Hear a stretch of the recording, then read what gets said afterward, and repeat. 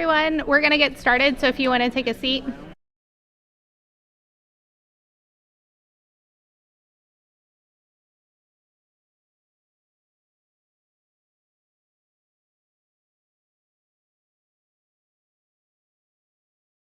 I call this Tigard City Council meeting and local contract review meeting to order. This is already not starting well.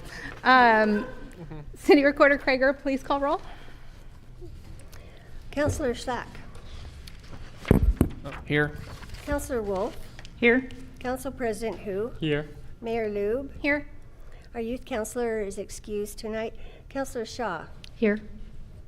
Thank you. If everyone will please stand and join me in the Pledge of Allegiance.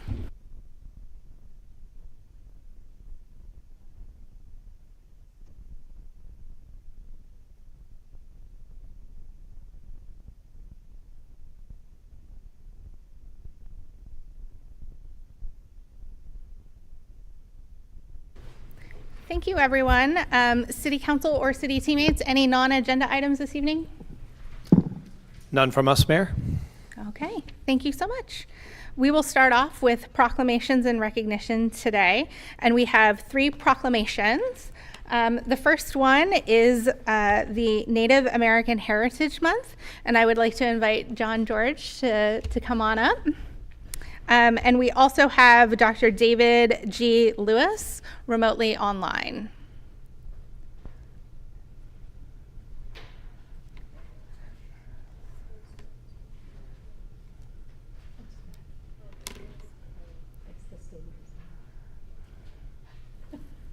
Dr. Lewis, would you like to get us started?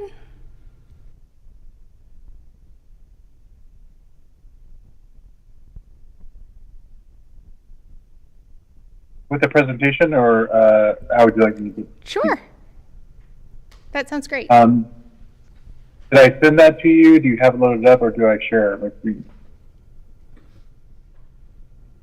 Yes, IT can show the first slide now. Okay. All right, thank you. Thanks for inviting me. I'm a professor at OSU and member of the Grand Mountain Tribe. I think it was last summers ago. I did a little project for the Tigard City, sent a report in, and I've been asked to do a presentation here. How do I advance? Do I tell you advance? You can just say next slide. Next, please.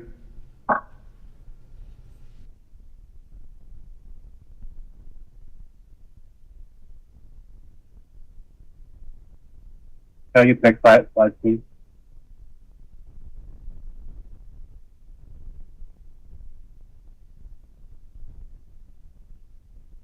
All right, so I'll just continue then until I figuring out how to next slide. We're showing the next slide. Can you go ahead and move forward?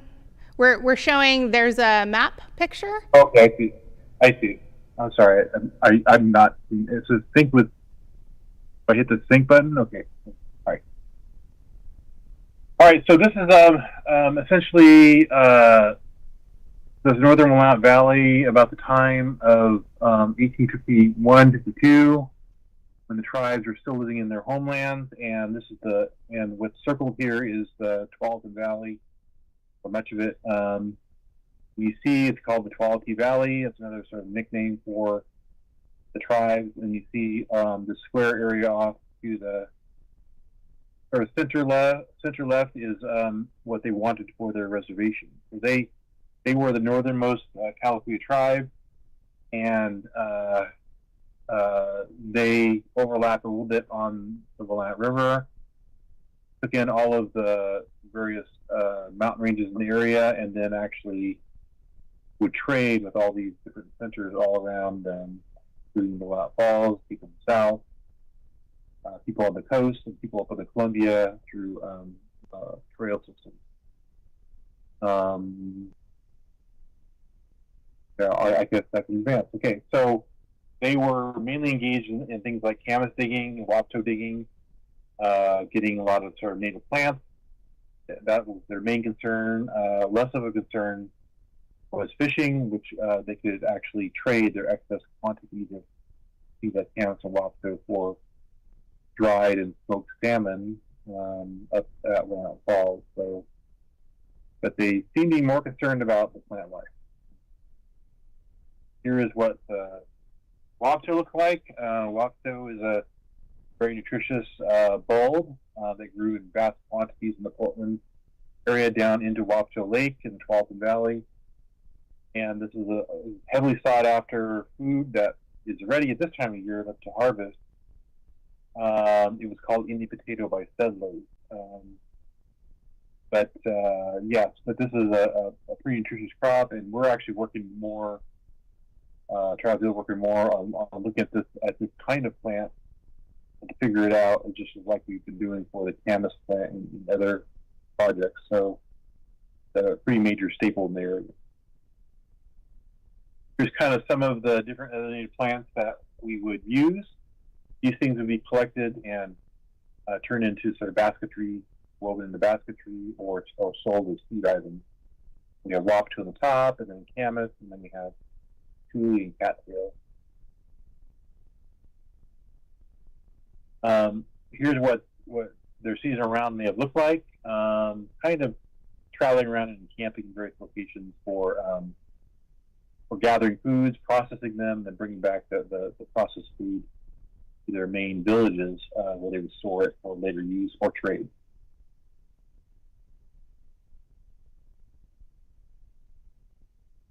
So this is kind of some of the routes that the 12 people used to get through their land.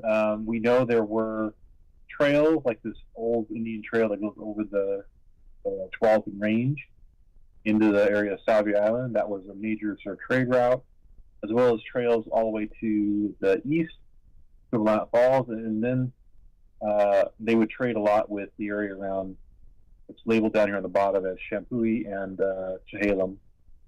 So these were major trade routes for them that they, from their center based around Wapcho Lake. Their major chief, Kayakets, was like the principal chief of all the 12 tribes who lived at Wapcho Lake.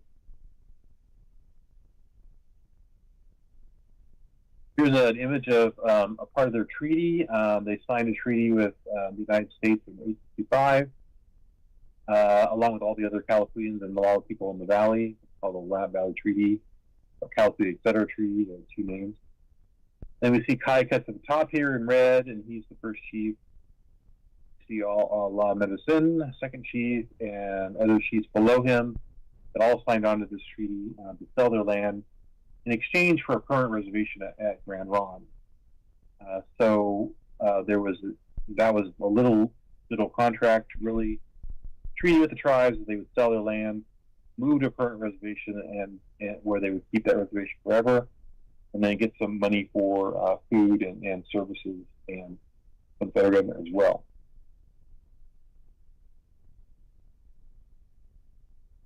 They moved on to the Grand Ronde Reservation in 1856, and they were situated just north of what's called Fort Yamhill. And Fort Yamhill is this little hill structure kind of in the middle of the picture. So they were just north of that. And there were several hundred Tualatins moved there. I think it says here, no, not 400. I can't tell by the, it was 137, something like that, listed on this count here. There's about that many moved there. So there was quite a few Tualatin people there, along with some 32 other tribes from all throughout Western Oregon: Calapooians, Umpqua people, Rogue River people, Chinook people, Molalla people, Clatskanie. All those people went to Grand Ronde in 1856. And here's that population again. It shows here 75. There may have been more that arrived later on, with Kayakets on the right, listed as the chief. He maintained his power for many, many years on the reservation, but shows them at Grand Ron. They would occasionally leave and go back to their homeland and probably do some harvesting of vegetables and hunting and fishing when they went. So it wasn't like they just stayed on the reservation forever. They would come off, and they would actually work in the valley doing things like harvesting hops and working in fields. I know that there was a big CV hop field at Mount Hillsborough, and I believe they hired Native people there at the CV hop field. So, for the Tigard area, our records are not super great for that size of a town. I've yet to find records of people living in Tigard. Tigard came along much later than people moved to the reservation. So it's really hard to say exactly who lived there, but it was one of the villages a number of villages of the Tualatin lived all throughout the valley, and they would travel throughout the valley and go various places. So they would travel through that area to get to places like Blount Falls and do some trading or do some fishing in the river or whatever. But yeah, that's kind of what I was able to find, and I was able to also throw some information in the report about Sucker Lake, with Lake Oswego as well. It was a major place to go catch suckers before it was taken over by settlers, settled as a kind of a homestead for the settlers, and turned into, I think it was a route for passage of goods around Blount Falls. So it was difficult finding a lot of direct information about Tigard, and so I had to make a lot of inferences based on the activities of the tribes in the valley, things like camas gathering, things like trading at Blount Falls, things like perhaps fishing, and then maybe hunting in Tualatin Hills. That's how they would have gone through, or maybe camped in the area of Tigard. That's all the slides I have. I don't know if you have time for questions. I'll be looking forward to that. Yeah, absolutely. Are there any questions from our council? No. Seeing none, thank you so much, Dr. Lewis, on helping give us a little bit of history about our area. And I think it's so important as we proclaim November 2024 as Native American Heritage Month in Tigard to celebrate the rich and diverse cultures, traditions, and histories that began with the Tualatin Kalapuya, known to themselves as the Atfalati, who lived throughout the Tualatin Valley, including the city of Tigard. And so also here with us today is John George, who is a tribal council member of the Confederated Tribes of the Grand Ron. And I welcome you here today to share this with us. Oh, if you just want to turn on your microphone so it turns green. There you go. All right. Well, first of all, Hayumasi, David. Nigatilicum, too. So, Slahayum, John George Nikanim, the Confederate Tribes of Grand Round Tribal Council Secretary. And I just want to, I said, hello, my name is John George. And I just want to thank you for this opportunity, but thank you also for honoring us. And David, also thank you for honoring the history of our people that were removed from these lands by treaty signing. And today, I just wanted to take this opportunity to also let you know and to come in person also to welcome our friendship here today, and to also continue that as a government-to-government relationships there. Our council is made up of nine members and 3 officers, our chairwoman, a vice chair, and secretary, as I am. We're elected by our council for those positions from there.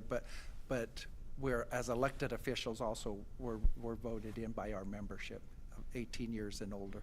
So from that, so I want to thank you, David. You did a wonderful history on that, so too. And I also to let him know also that I've had the honor to plant Wapato at Wapato Lake in Gaston, stuff too. And we have met with ODF&W and stuff while we were there, and had an event there at I think it was the school. I think just right up the hill from that.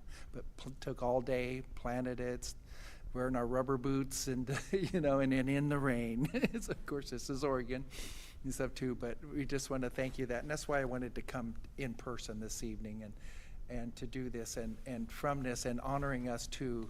And speaking of our people of this area that we've been here, our people have been on these lands since time memorial.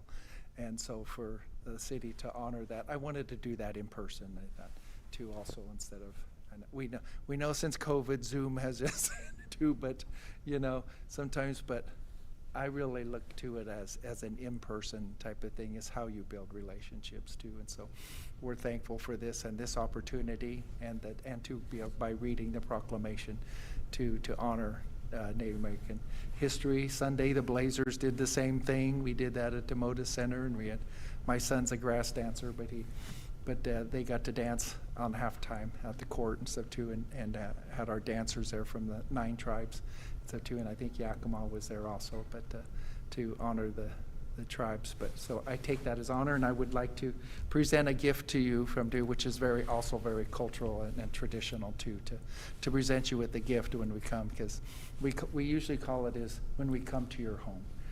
We just culturally would bring a gift anyway, too. So we consider your city council chambers as your home for this meeting. Like I brought a gift from us. These necklaces were made by I and my staff, so I'd like to present this to. Okay.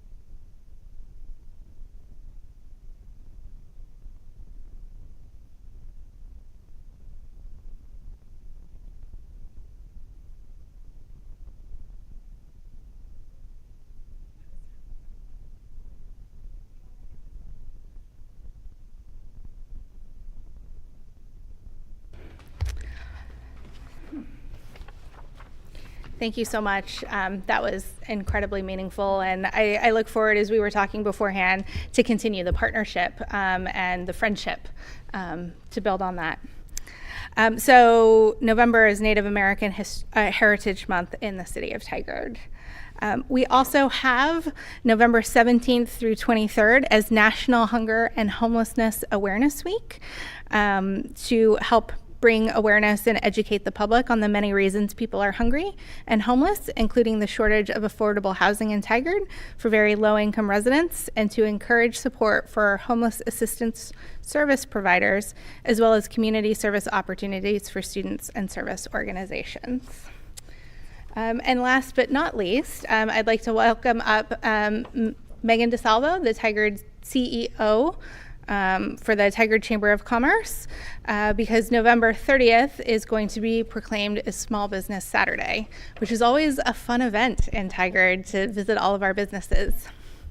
Absolutely, and I want to thank you on behalf of our over 3,400 businesses here in Tigard that are considered smaller micro entrepreneurs.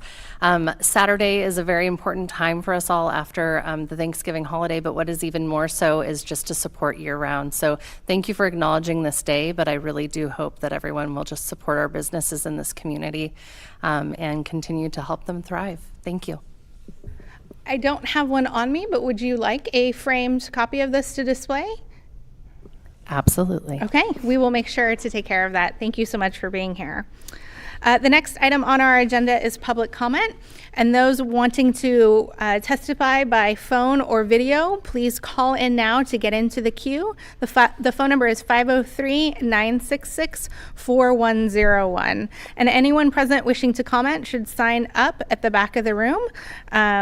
Those wishing to comment on the legislative hearing on permit parking or the public hearing for the city manager hiring should call in at the beginning of those items. And thank you. We will start off with follow-up to previous public comment with City Manager Reimer. Thanks, Mayor. Good evening, Mayor, members of the council, members of the community, and my teammates that are here. On the October 22nd meeting, we had one written comment, and that was regarding the city manager recruitment. We also had two in person. One was related to just compassion guest rules. The other was the houselessness task force potential. And then call under video, we had two about the about the potential houselessness task force, and one about the city manager recruitment. We were able to follow up with all of the individuals except the individual who spoke about the potential of wanting to be on the task force. So we're continuing to work to find that gentleman so we can talk with him again. So, and that concludes our follow-up. Thank you. Thank you. Next, we have our Tigard Chamber of Commerce Board Chair, Tom Engel, to give the chamber report. Welcome. Please come on up and go ahead and turn your microphone on. It will turn green. Thank you. So Megan's here tonight. Act impressed, please. No pressure. Few highlights just to go over here. Leadership Tigard did have the History, Culture, and Diversity Day. 16 of our members or participants participated in a number of things, including the walking tour downtown Tigard, which is fascinating if you haven't done it, the John Tigard House. And former Mayor John Cook is just a wealth of historic information. So we appreciate all the participants for that. A few other items to highlight under education, advocacy, and building a strong economy. I blame Megan for this success. The National Civics Bee. We have been selected to host the National Civics Bee this spring. And in order to qualify, it has to be children, 6th, 7th, and 8th grade students need to submit a short essay identifying a problem, challenge or opportunity in their community, and share their ideas for contributing to its improvements, including who they would work with to bring their solutions to life. Please check out our website and social media pages for more information on that. And probably one of the reasons I'm excited about this is I've always been so impressed with the youth counselor that you've had here. Always makes me think I never did enough in high school every time I hear her. Moving on, we do want to congratulate our successfully endorsed candidates, all of whom are here. Jeanette Shaw, Maureen Wolf, Jake Schlack, Ben Bauman for State Representative District 25. We are also very thankful for the voters supporting a no on 118 and yes for our schools. The farmers market officially closed. Went out with a good bang with the pet Halloween costume contest. We do want to thank the community and all of our sponsors and the 75 plus vendors we had. Our key sponsors, BioLife, Tualatin Valley Soil and Water Conservation District, Northwest Natural, Umpqua Bank in the city of Tigard, and just that last one, we never take for granted the support of the city, and we want you to know that we're grateful for that support. If you know of anyone who's interested in sponsoring next season, please reach out to the chamber staff. Just a reminder, every Thursday, Good Morning Tigard, 60 plus attendees. It's unusual from what we've learned from people who specialize in the nonprofit and chamber space, to have that many people show up for these weekly events. Apparently, they are kind of withering for other organizations. So, my point being, it's a great look into and up close at a look with the local business and just seeing what business owners are out there. I've worked on my own for a good 10 years, and I'm still stunned how people make a living in this little corner of our world. Other things just to note, save the dates. Tomorrow, ribbon cutting, 1-year anniversary of the Great Greek, November 13th at 5 p.m. Holiday happy hour, always fun at Alice Garden Center. It's benefiting Breast Friends. The holiday tree lighting is on December 6th at Universal Plaza. Fun fact, Nicholas DeSalvo of Edge One Media has been known to transport the clauses to the tree site. So if you're feeling nervous or anxious about your relationship with the big guy, I suggest you call Edge One Media, ask for Nicholas DeSalvo to see if you can get a few extra minutes to sort that out. And finally, please follow us on LinkedIn, Instagram, and Facebook for the most up-to-date information. Any questions I can help with? Thank you so much. That's really exciting about the National Civics Bee next spring being in Tigard. So please let us know how we can participate and help with that. Yes. The other thing I just want to highlight again, the holiday tree lighting is no longer in the parking lot with the McDonald's, as it has been year after year, in that sort of awkward closing down the street sort of area. It is now being moved to Universal Plaza. So just looking forward to that in a new location. But I will open it up for additional questions or comments for Mr. Engel. Okay. Thank you so much for Thank being you. here. Next item on our agenda is the Tigard High School envoy, Maddie Vogel, who is here online to give us an update. Welcome, Maddie. Hi, thank you. Yeah, Tigard High School's been busy. We've been very active, both academically and athletically. We just ended our first quarter, so we are now on to quarter two. Obviously, quarter two has some breaks, but looking forward to that. We are continuing with the vision for student success, making sure that seniors are choice ready when they graduate. Lots of senior things happening, financial aid nights, a workshop on how to use the Common App, all the fun things you get to do when you're senior. We have been continuing with our school motto, we never give up, we seek knowledge, and we care. And Advanced Leadership has been working super hard, just wrapping up our fall sports and activities. Freshmen have been really well adjusting to the school, and we do plan on picking a freshman class president within these next few weeks to help lead the grade a little bit more. We have a freshman fall fest coming up this Thursday evening, new event. It's being put on by our Link crew, and it's going to be really great for the grade to unite. So as for leadership events, homecoming week was definitely our biggest portion for this quarter as leadership events. It was a full week of just a super fun and engaging week of events for our student body. Our assemblies committee put on a fantastic, I would say the best I've ever seen homecoming assembly that the student body got to really enjoy. We had some teachers singing Chapel Roan, so that was great. Our activities committee put on the homecoming parade, which we saw council at. That was super great. Tons of participants, maybe the most ever, and floats. Beautiful, beautiful day for it. Afterwards, our spirit committee had a great spirit out at the football game, Neon Out. And then our ICCF committee worked on a club wall for our school where all the club information will be on a wall that students can go and find information a little bit, like streamline the process a little bit quicker. Our HR committee is planning Unity Week. It's going to be a little earlier this year in February, as well as Winter Wishes. It's one of my favorite things we do. We pick a few students to grant their winter wish at our winter assembly. And then communications has been running our social medias. We've been getting a lot of great views on TikTok, kind of hyping up our student body. Fall sports senior nights have also been super great. So as for sports, volleyball had a super successful season with many wins. They did get to the first round of playoffs and had an extremely close game against Central Catholic. And unfortunately, their season did end there, but very close to all the sets. Football had ended the regular season with 2-7, 2 wins, 7 losses, but they are now in the playoffs, and they won their first playoff game last week against Lincoln, and they are now headed to Medford this Friday, very far, so we'll be cheering them on from Tigard. Cross country had their state meet this weekend and placed very impressively in the top 10. They had a super successful season, and many individuals placed really high at each of their meets. Dance is preparing for their competition season as well as cheer, and both of which had their senior nights at our football games. Boys soccer had a great season, lots of wins, some losses. Finished out their season with a game against Tualatin, and we were all able to support our seniors' last games. Girls soccer won Three Rivers League co-champions with West Lynn, so they beat or tied every school in our league, and they did make it to the playoffs and lost against West Salem. Water polo has had a super successful season, and they've been playing well in playoffs. Arts and affinity groups are now meeting consistently, and we're having productive meetings with our HR committee, working with Unity Week at our student roundtables. We're continuing some productive conversation. And we also have a theater show coming up this week. So Night of the Living Dead starting on Thursday, the 14th, 15th, 16th, and then the 21st, 22nd, and 23rd. Saturday shows are matinees. They would love to see as many students and community members as possible, so please be there. Service and policy, NHS and Service Club have been going great. So many active members out in the community, tons of NHS projects going on. There's a trivia night. Proceeds are going to St. Jude's, Good Neighbor Center drives, teacher appreciation cards, and our Leukemia Lymphoma Society is now up for the school year and are working on their kickoff, which is going to be in January.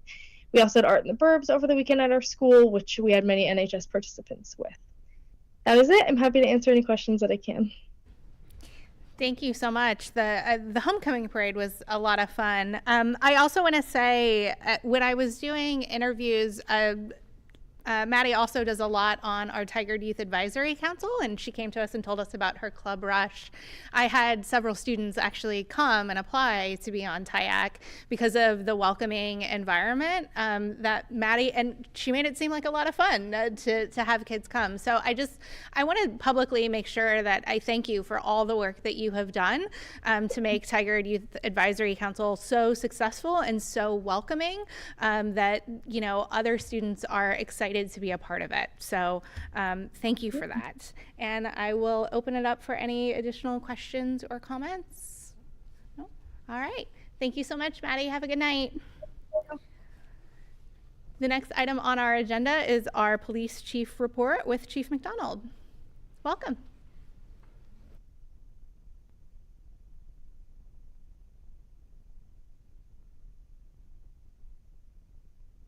Thank you, Mayor. Hello, Mayor, members of the council. Jamie McDonald, your police chief. And tonight I'm going to just kind of give an update on some notable October incidents.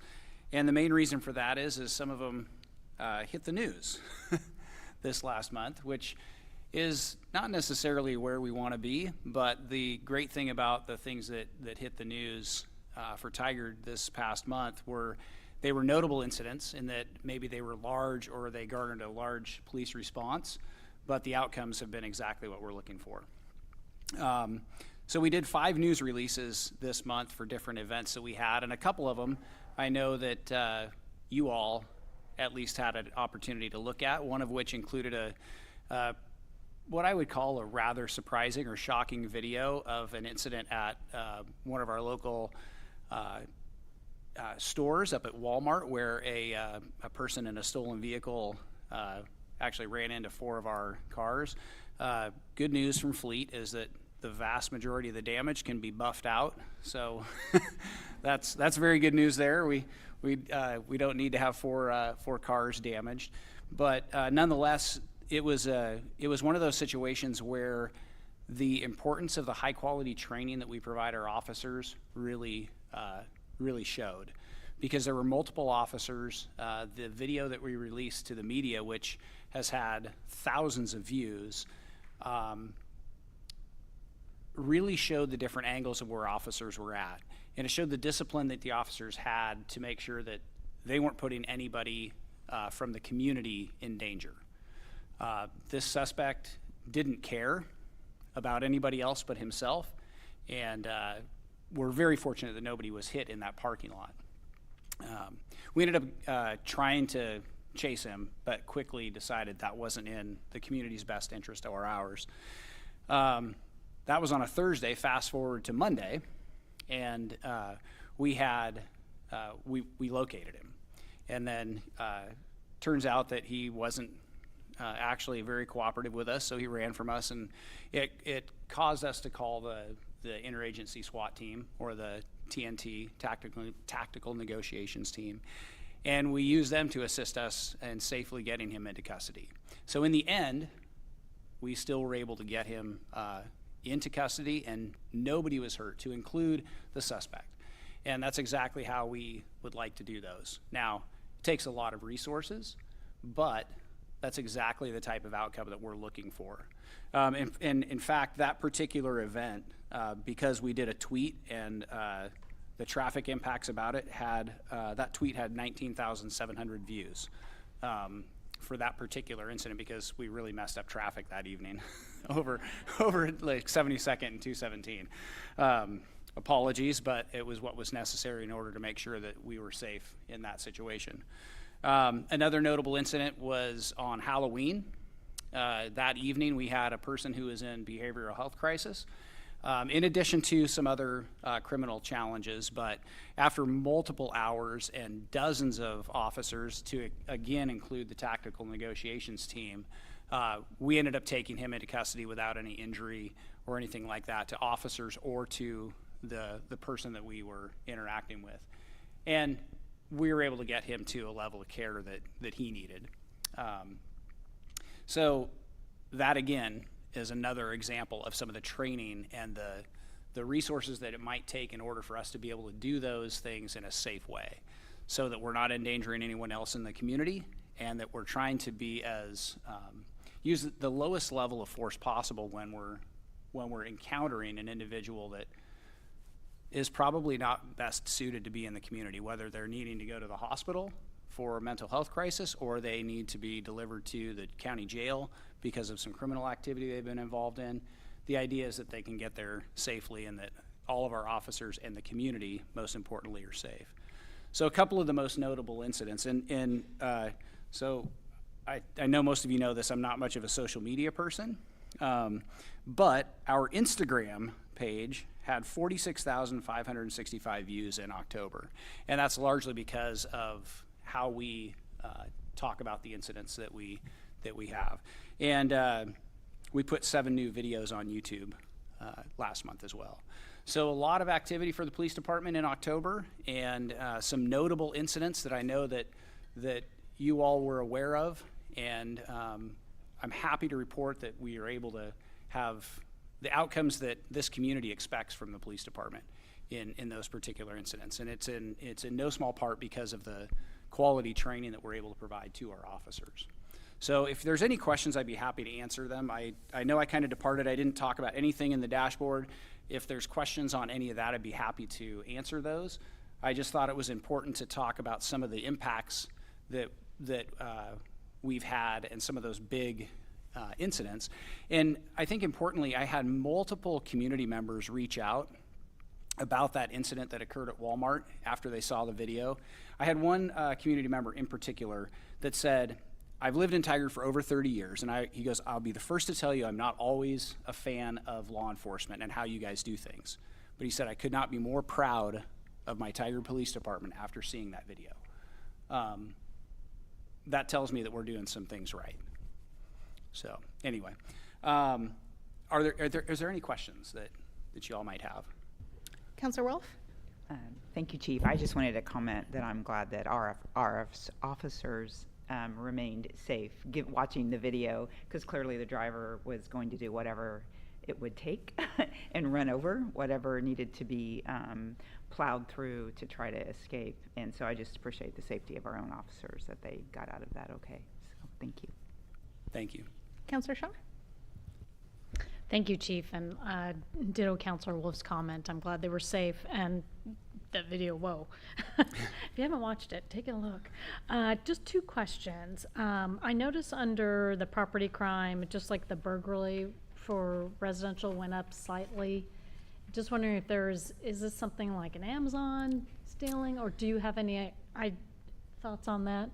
Yeah, for the month of October over last year. I think it's probably fair to say that last year was abnormally low. And we see a half a dozen generally per month is on average. So 9 is in the month of October for this year was a little higher than what we would normally see, but we had one last year, which I guess is great, right? We'd love to see them at 0 or 1 every month, but a little bit higher. We haven't identified any patterns or anything like that would lead us to believe that there's any burglary pattern or any targeted group at this point. And just one follow-up question. On self-initiated calls, I noticed those two went up dramatically. Is that because also October 23 was low? Yeah, we've talked.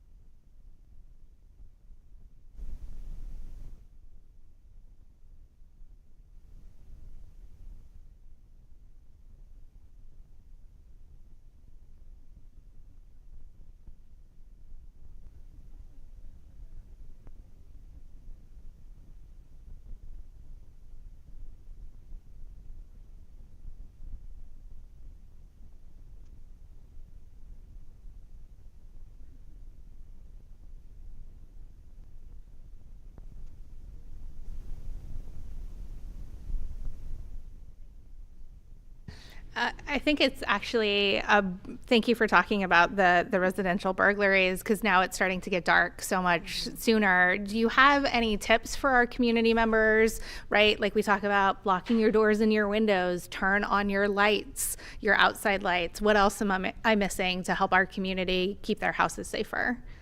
Yeah, lighting is obviously a big thing, and keeping bushes trimmed back. It's that time of year when nobody really wants to work outside, and keeping those things so that there are clear sight paths to your house.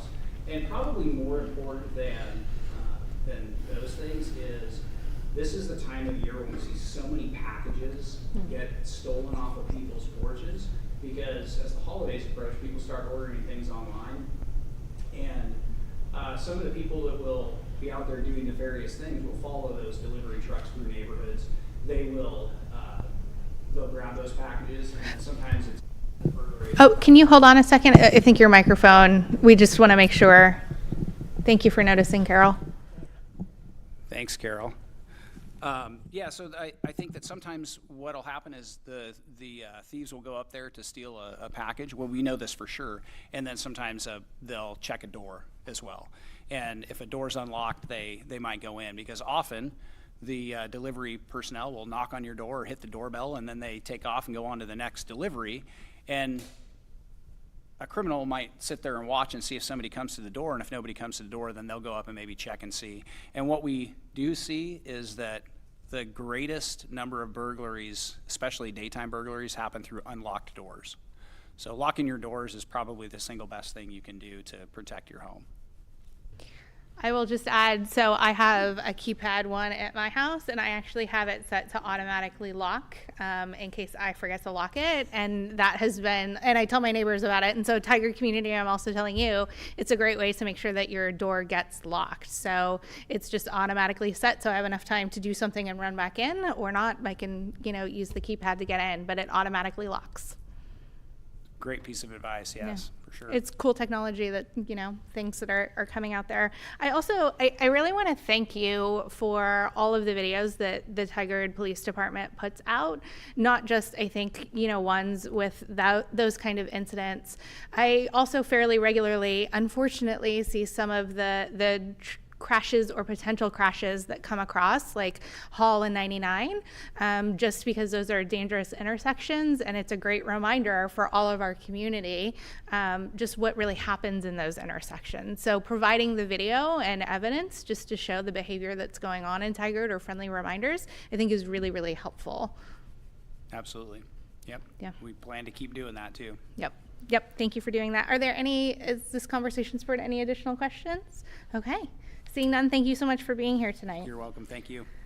Our next item on the agenda is written public comment, and we didn't receive any by noon on Monday. We do have 2 people sign up to comment in person, and so I'd like to welcome up Paul Mercado.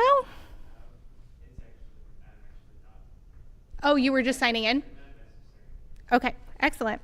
And Lisa Getz. Come on up, Lisa. Please you can tell us your name and the city you live in, or if you live in unincorporated Washington County, and then you have 2 minutes. And we have a timer that comes up. Perfect. Our IT team's working on it. There you go. Welcome, Lisa. Thank you. Thank you so much.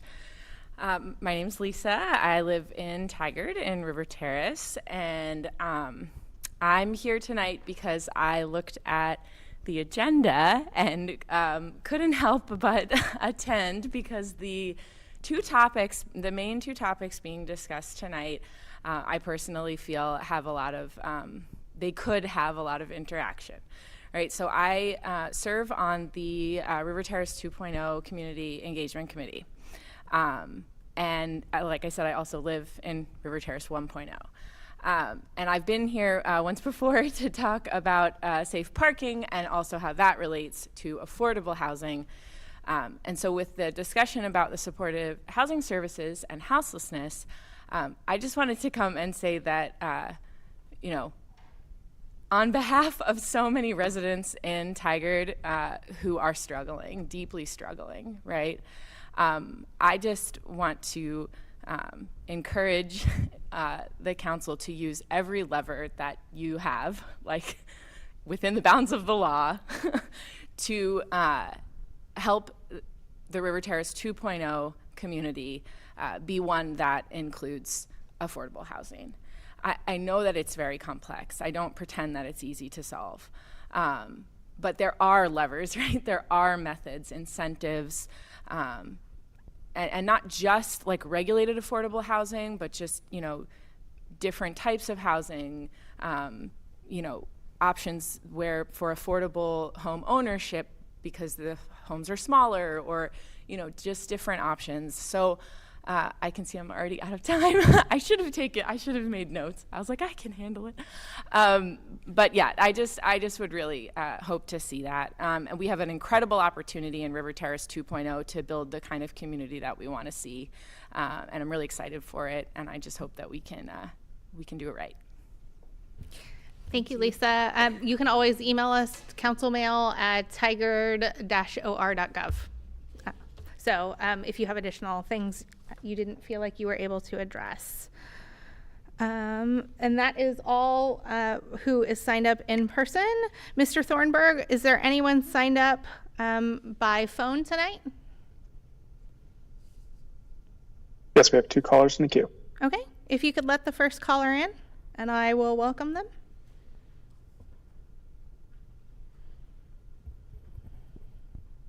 All right, first caller, it is on the air. Anna.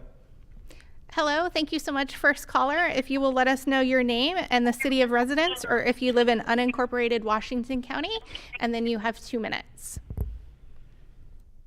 Anna Murphy, Tigard, Oregon. A fellow resident submitted this testimony to be read tonight by me. Thank you for having this meeting. I'm here to ask for your help. I live at the Knoll, a 48-unit low-income building for seniors and veterans located directly across the street from Just Compassion's new construction here in Tigard. We have been impacted during much of the last 2 years with car camping, car prowling, garbage issues, neighbors eliminating all bushes and many trees that might hide a person. Lots of new spot and motion detecting lights are on all night.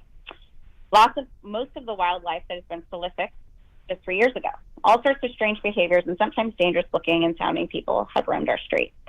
Our building's only accommodation for Just Compassion services beginning in the spring is no trespassing signs on Knoll and Hunzinger. There's no staff here to enforce this. Our exterior cameras are not always clear enough to recognize faces. Our parking lot makes us vulnerable. Knoll residents need some support from you to begin a plan for our safety and access to our neighborhood. Currently, there is no one from Income Property Management or Community Partners for Affordable Housing tasked with preparing plans or working with residents for the multiple changes opening of services will bring to our location. There's no neighborhood association, business association, or other known partners to assist us. I support adding multiple citizens at large to the Farming Homelessness Task Force. This testimony was given in part at the October 22nd meeting, but the individual was unable to finish due to time constraints. As data is heard tonight on the county-funded results for homeless services, it is important to acknowledge the livability trade-off. Residents are currently being impacted, often with difficulty being heard, when we place programs near their homes. Thank you so much. Thank you, Anna. Mr. Thornburg, can you let in the next caller, please?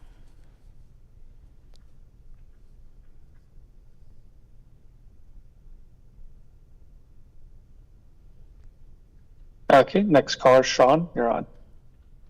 Hi, Sean. Welcome to Tigard City Council. If you could let us know your name and your city of residence, or if you live in unincorporated Washington County, and then you have 2 minutes.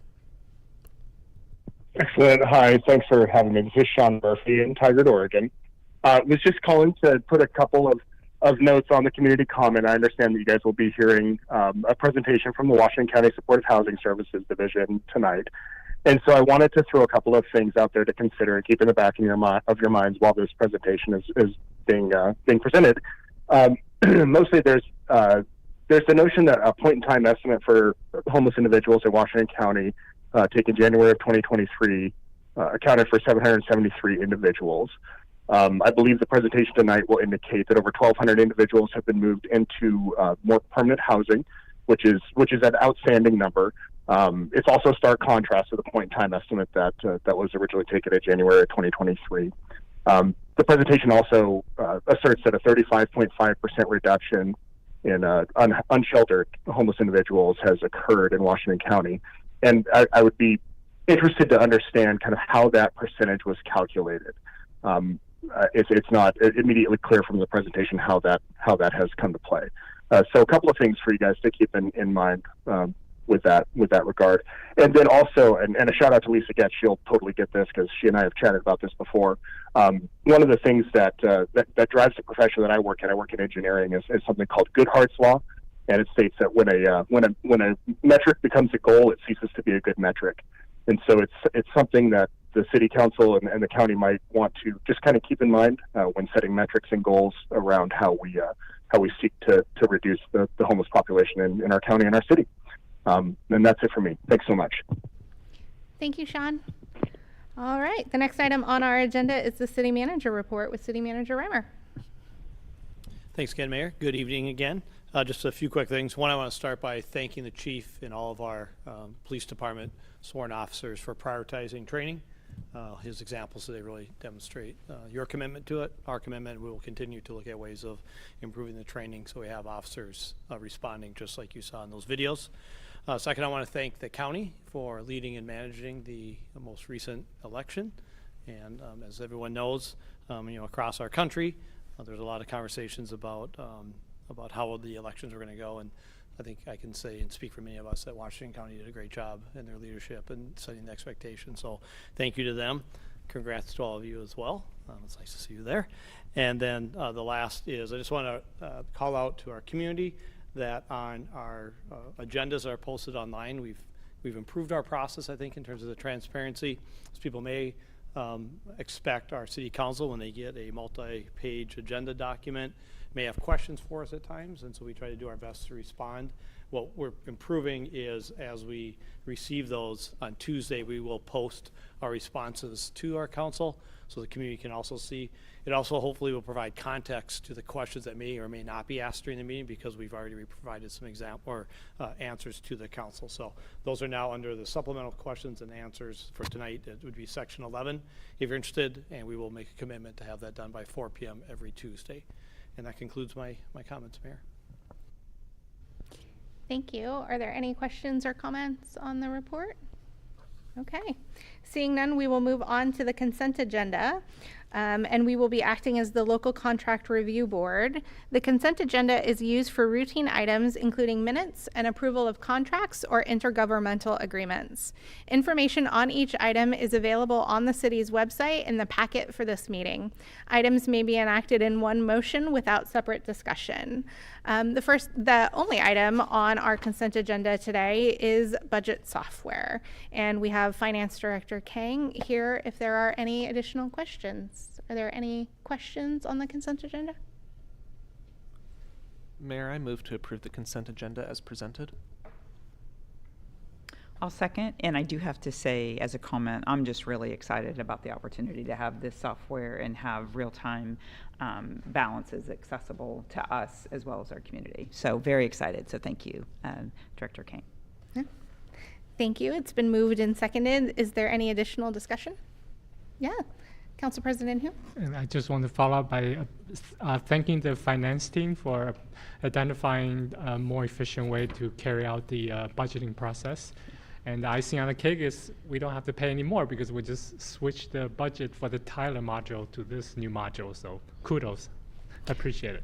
Well, and no longer putting the budget book together by hand and Yep. saving hundreds of hours of teammate time. I think that alone is incredible and probably less frustrating for our teammates who are trying to catch everything in Word and Excel and who knows what else. So excited for this software. Okay, seeing no additional discussion, all of those in favor, please say aye. Aye. Any opposed? All right, the motion is adopted by unanimous vote of the council. The next item on our agenda is the Supportive Housing Services Annual Report presentation. And we have the City County Houselessness Liaison, Megan Cohen, here to introduce our Washington County Department of Housing Services Strategic, I'm just going to keep reading now. Strategic Initiatives and Relation Manager, Nicole Sting, and Strategic Projects Supervisor, Jesse Adams. That's a heck of a title. My goodness. I'm glad you said the title, so I don't have Right? You're to. welcome. Thank you. Good evening, Mayor and City Council. My name is Megan Cohen. I'm the Houselessness City County Liaison here at City of Tigard. And this evening I am introducing our partners at Washington County Supportive Housing Services, Nicole and Jesse, to give the annual report for Supportive Housing Services. And they will be able to go into detail about some of the successes that have occurred in the year and also what to expect moving forward. Before I bring them up here, I just want to say that Supportive Housing Services, we couldn't do houselessness work in City of Tigard without Supportive Housing Services. They are the lead contractor and funder for the work that we do and make many of our programs, including outreach, shelter, housing case management, possible here in the City of Tigard. So I'm going to welcome them up to share more with you all. Welcome. When you take a seat, if you just could let us know who is Nicole and who is Jesse, that would be great. Yes, Thank you. absolutely. Because we don't have fancy name tags for you. I'm sorry. Next time. Hello, Council. My name is Nicole Sting. I use she, her pronouns. I'm joined today by Jesse Adams. She'll introduce herself in a bit. We're really excited to be here with you and share the results of program year 3 for the Supportive Housing Services measure. This is year 3 of 10, and I'm excited to share we're making incredible progress on those 10-year goals. So we'll dive right in at the next slide rather, to talk about why this work is so important. In a moment, you'll see, trying to pause for it. Did we get the next slide?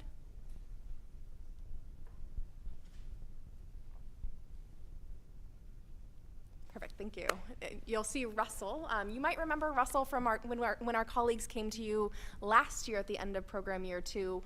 At the time, Russell had just come out of unsheltered homelessness. He was staying in an encampment, and when the time, place, manner policies rolled out, Russell was moved to the Hillsborough Bridge Shelter, and I'm really excited to share that last year Russell was housed. He's now living stably in Washington County with wraparound services and supports to make sure those years of homelessness and the trauma he experienced doesn't continue to impact his life, and he's able to move forward and be a productive member of our society. So when we walk through our presentation today, I want you to remember Russell. I want you to remember the years it takes to bring someone inside, and the impact of one person, one number. When you pull that out to what we've been able to do here in Washington County, it's incredible to think of how many lives we've changed. The next slide has just some quick high-level highlights from our last year. What is often misunderstood about SHS, and we'll end our presentation about this, is that the money isn't being spent. I want to clarify, we are spending the money. We spent 100% of our budget last year. We're on track for this year, and that's really thanks to the work of our partners and providers. You heard about a number of them today. Kim Marshall is in the back with Project Homeless Connect. I want to just elevate this work is because of what providers are doing on the ground, and we're really excited to get these resources in their hands. Another step back looked, you see one story, but that one person, Russell, is included in that 10,400 plus figure. Those are the people that were served, deduplicated, the people that were served or touched by SHS resources. That includes street outreach, that includes shelter, permanent housing, remaining permanently housed. It's an incredible impact. And I'll also focus on the 12,000 number. That's the people that have moved into housing in the last year. You heard from your public comment, and I'll just share briefly, it can be confusing when considering the point in time count and the number of folks we've housed. It's important to remember that homelessness isn't static. folks fall into homelessness. They thankfully fall out of homelessness and into housing, and unfortunately it can be a cycle. So we do see a greater number of people housed each year than we count in the point-in-time count, and that's also due to the fact that the point-in-time count has some recognized barriers in terms of how we're counting people. So it's completely understandable why those tension and those numbers don't make sense, but it really comes down to the way the point-in-time count is conducted and how the experience of homelessness is not static or linear. With that, I'll move on to my final slide, and that's just a step back from where we were before SHS resources hit the ground to where we are now. And that's an impact of 3 years of building out our system of care. I'm humbled to look at the shelter units go up. That's our impact in getting folks out of unsheltered homelessness into the warmth ahead of these winter months. It's important to consider the the case managers and outreach workers. We had 12 before SHS. That is insane to me to think of how 12 people covered the entire county. And last, certainly not least, the housing capacity. So it's a bit of a confusing term. These aren't physical buildings. What the housing capacity refers to is vouchers or slots. So we have that many folks that can be housed using SHS and continuum of care resources, which the county also manages. So that's household figures there. So we can at any point in time support over 2,800 households in our county. And with that, I will turn things over to Jesse, who's going to start to dig into the numbers of this program year. Hi, everybody. Thanks for having us here today. I'm Jessie Adams. I'm the Strategic Projects Coordinator, and I think the next slide is just a caption slide for the goals and outcomes section that I'm going to be talking about next. So we can skip to the next one here. So this slide focuses on our goals overview, and this shows that our outcomes for year 3, we fell slightly short in housing, permanent supportive housing households, but we exceeded that goal the previous year, so we are still on track to meet our local implementation plan goals of housing 1,650 with the ARLA vouchers. We also fell slightly short on the rapid rehousing and move-in ready funds. Those programs were launched a little bit later than expected, and as we've seen throughout the first 3 years, the first year program is online. It takes a little bit to get going, and the second year it picks up steam. Eviction prevention, we did exceed that goal. That program serves primarily Population B. Population B is at risk of homelessness, and that has been our most effective program at reaching underserved populations. We've been funding eviction prevention with carryover investments, and those carryover investments are used for one-time infusions of funds, so like capital investments in shelters, access centers, and eviction prevention. We wanted to keep that inflow of COVID money going for a few more years, so we didn't see a big cliff drop off there. That has started to dwindle, that investment there. And then we exceeded our shelter created goal. We were aiming for 60, and we were able to create 90. So overall, we are on pace to meet all of our local implementation plan goals. Next slide, please.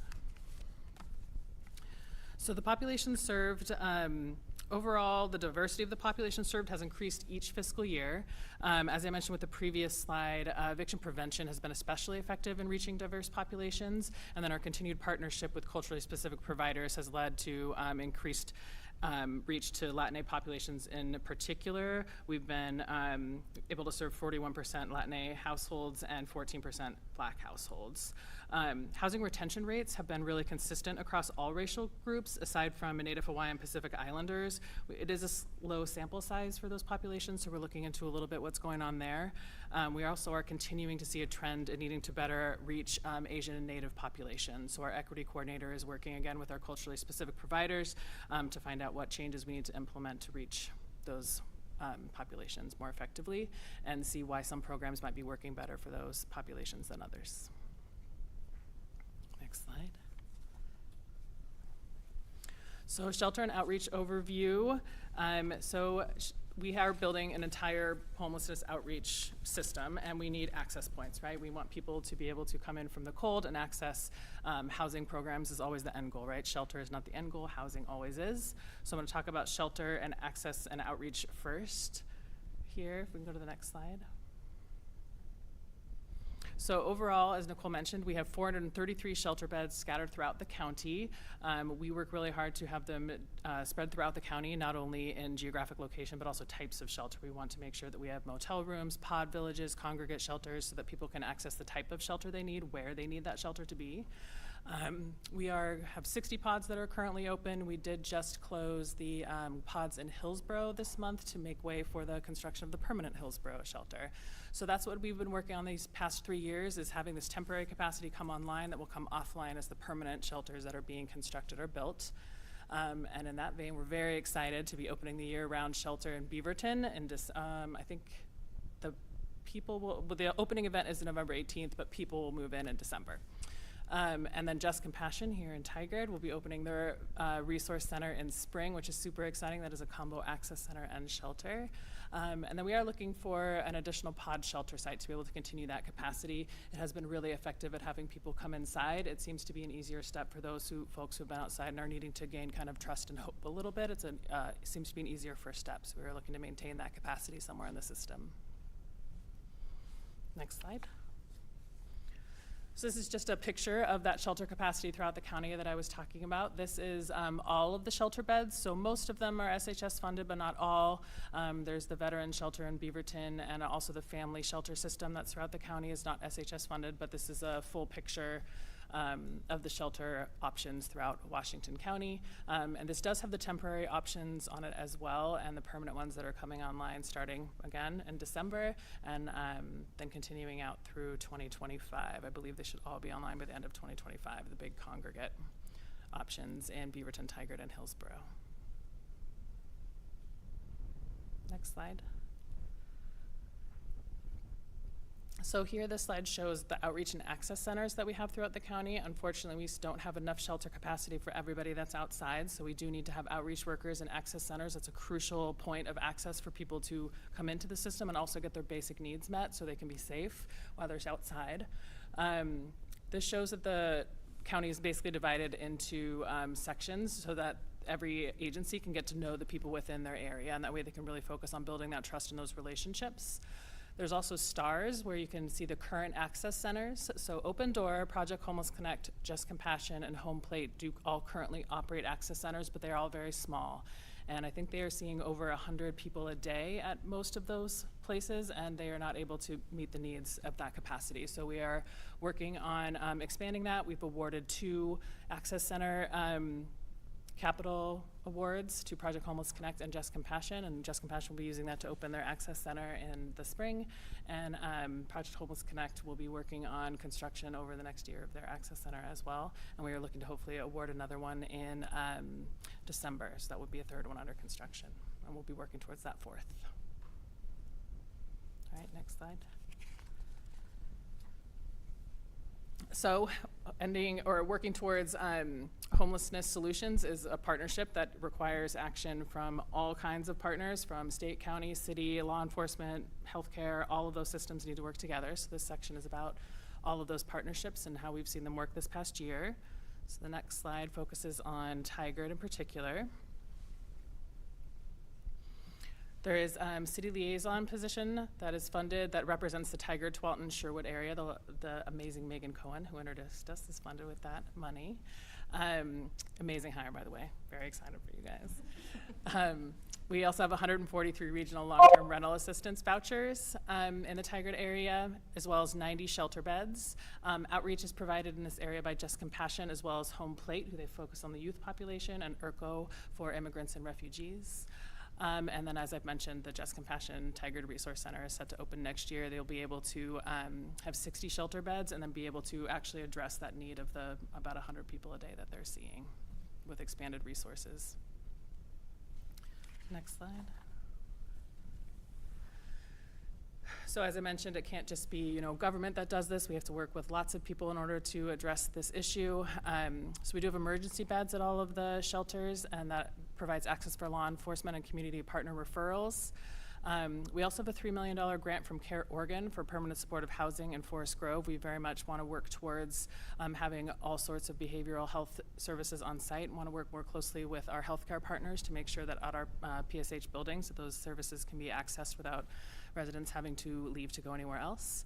We've also launched a low acuity transitional support program at the Hillsborough Bridge Shelter. That's a partnership again with the healthcare system, Kaiser and Virginia Garcia, so that folks who are leaving the hospital with nowhere to go don't have to go back out on the streets and aggravate whatever condition they're dealing with. And we have launched a nationally leading healthcare case conferencing program. We are leading the nation in the level of coordination and data sharing that we are doing with our healthcare partners. And we also have the Medicaid waiver launched 2 weeks ago, yes, for this program year. And we're really excited to see where that partnership takes us as well, so we can increase access through blending those funds and services. Next slide. So as Nicole mentioned, none of this would be possible without the people who are actually doing the work. So we partner with 24 service providers throughout the county who do this day in and day out. And they have a high rate of staff with lived experience, as well as a high rate of staff that are identified as persons of color compared to the general population. And that is part of the reason why we've been able to do this work effectively. We have that lived experience. We have those folks who are able to talk to people about where they've been and where they can go. And meet them where they're at. SHS is also very focused on being able to provide a living wage to the people who do this incredibly difficult work. Right now, the salaries range from $50,000 to $60,000, and that is a really regional focus of work too. We work with the tri-counties and Metro to make sure that that is a wage that is maintained, and that, again, people who do this work are fairly compensated for it. And part of the reason we are able to maintain those lived experience numbers is the Housing Careers Program. So folks who access this can then learn how to do this work and get jobs with our housing providers. That's been a really successful program, and so for year 4 is going to expand into general employment so that folks who are engaged in our shorter term rent assistance programs can get help with employment while they're in those shorter term programs. Next slide. We also have advisory bodies that help guide us in how to do this work. So we launched the Homeless Solutions Advisory Council, or Solutions Council. So we launched that in January with 10 members. I think we are recruiting some more members for that right now. And I want to shout out Vernon Baker, who's the Executive Director of Just Compassion. He's a member of that council. And then we'll shout out Kim Marshall in the back here as well, who's the chair of that council.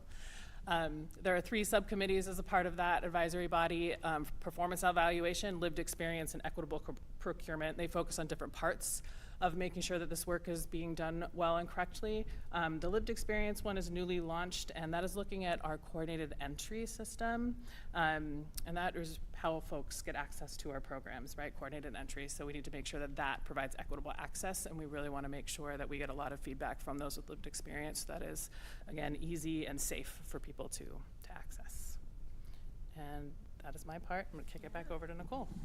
All right, well, I will close us out with just a bit of a financial overview. I'll say this is maybe a teaser for how deep you want to go, so patience with me as we go kind of up in the sky to take a look at the next slide. We'll look at the SHS program growth from year one. Oh, there's an extra image there, but that is the same image, so it's all right, just a little smaller. What you're seeing here is program year growth from expenditures of the first 3 years and our budget for our current program year. You'll see a really dramatic ramp up, and I want to assure you that ramp up was planned. We started in year 1 thinking, what is it going to take for us to get to the scale of what's needed for serving our community and for making the highest and best use of limited SHS resources. We had a few nice surprises along the way about additional forecasts and additional revenue forecasts, understanding the tax base and the volatility of the tax base, what it will take what the county can expect ongoing for the supportive housing services revenue. So we're getting to know that understanding. I'll talk more about that in a moment. But what I think is really important to call out here are just a few key lines. So the long-term assistance is that middle blue line, and that's what you see that's the permanent supportive housing. That is what you know is ARLA, or the Regional Long-Term Rental Assistance. That program growth there is we house someone and then we continue to keep them housed year over year. So every time we're housing someone, you will see that bar grow until we get to the point of attrition for our vouchers. So we'll continue to see that grow until we get to that point. I will say we're going to get to that point this year. So just to set some expectations, these really exciting numbers have been incredible to see, and we're nearing the cap of what supportive housing services can do. What you also see is the growth in the shelter bar. So as we get folks into housing, we need those middle points. So our shelters are that dotted dark blue line on the bottom. You see the growth there. Thanks to some early or some pandemic related investments, we were able to kind of quickly capitalize and continue some shelter. And that's why you see that bar kind of continue fairly straight after that second year. I'll also call out short-term services, which is mostly in this chart, rapid rehousing. So those are our rapid rehousing vouchers that provides 2 years of assistance to someone getting off the street. And these are typically, as designed, meant to be lower acuity individuals, folks that don't need that ongoing assistance. I'll name, as Jesse mentioned when we went over the goals, we're still learning about these programs. These are really new programs for the county. We're learning that the folks that are in those programs might need additional support. So you might hear more from us about the plans for those households. And I'll also call out other housing services programs. It fluctuates a bit. The reporting categories have changed as we all regionally have come to understand this program. But what is currently in there now is things like the low acuity treatment services program that Jesse walked through. That's that shelter plus medical care program. What's also in there is our housing careers program. So it's a kind of eclectic other bucket, but it's important services to our work. And then that black bar at the very top is a few different things. It's the county admin. It's also our admin for our public housing authority side of the house that is administering the regional long-term rental assistance. And as you see it rapidly grow, it's also the regional investment fund. So that is a fund controlled by Metro's Tri-County Planning Body. They're starting to make plans for those investments, and we're starting to see that hit our budget. So we're starting to understand how we can use that regional investment fund, and we're seeing that in our expenditures and in our budget here. So in the next slide, I'm going to take us down for a little bit. I apologize to have to do that. But I mentioned that the SHS revenue is fairly volatile. We're starting to understand what that means. We've had a number of revenue forecasts, and historically, which isn't that long, but historically they've gone up and up and up. Well, we had a bit of a surprise last fiscal year. For the first time in the SHS program, revenue was lower than what was expected. And to be candid, we are working with our Board of County Commissioners, having some reflective conversations about how to better plan for our system. And what we're determining is we're going to actually start to plan to the lower end of the forecast instead of the middle range. And that's incredibly important because that means this next programmatic year actually looks like reductions because we're changing the way we're planning. It's the right thing to do in the long run, but it's hard and it's painful, and we're having those conversations and airing those conversations. And I would encourage you all to follow this work and let us know how it's landing for you and impacting your community, because it will be a hard conversation, but it's necessary to ensure that our system is sustainable. But what budgeting to that lower forecasted amount, that more conservative amount does, it allows us to kind of build a one-time fund. So Jesse mentioned we funded eviction prevention, we funded capital for access centers, for shelters, soon to be for transitional housing, and that has been using one-time funds. Those one-time funds are near gone. They will be fully leveraged this year or early next.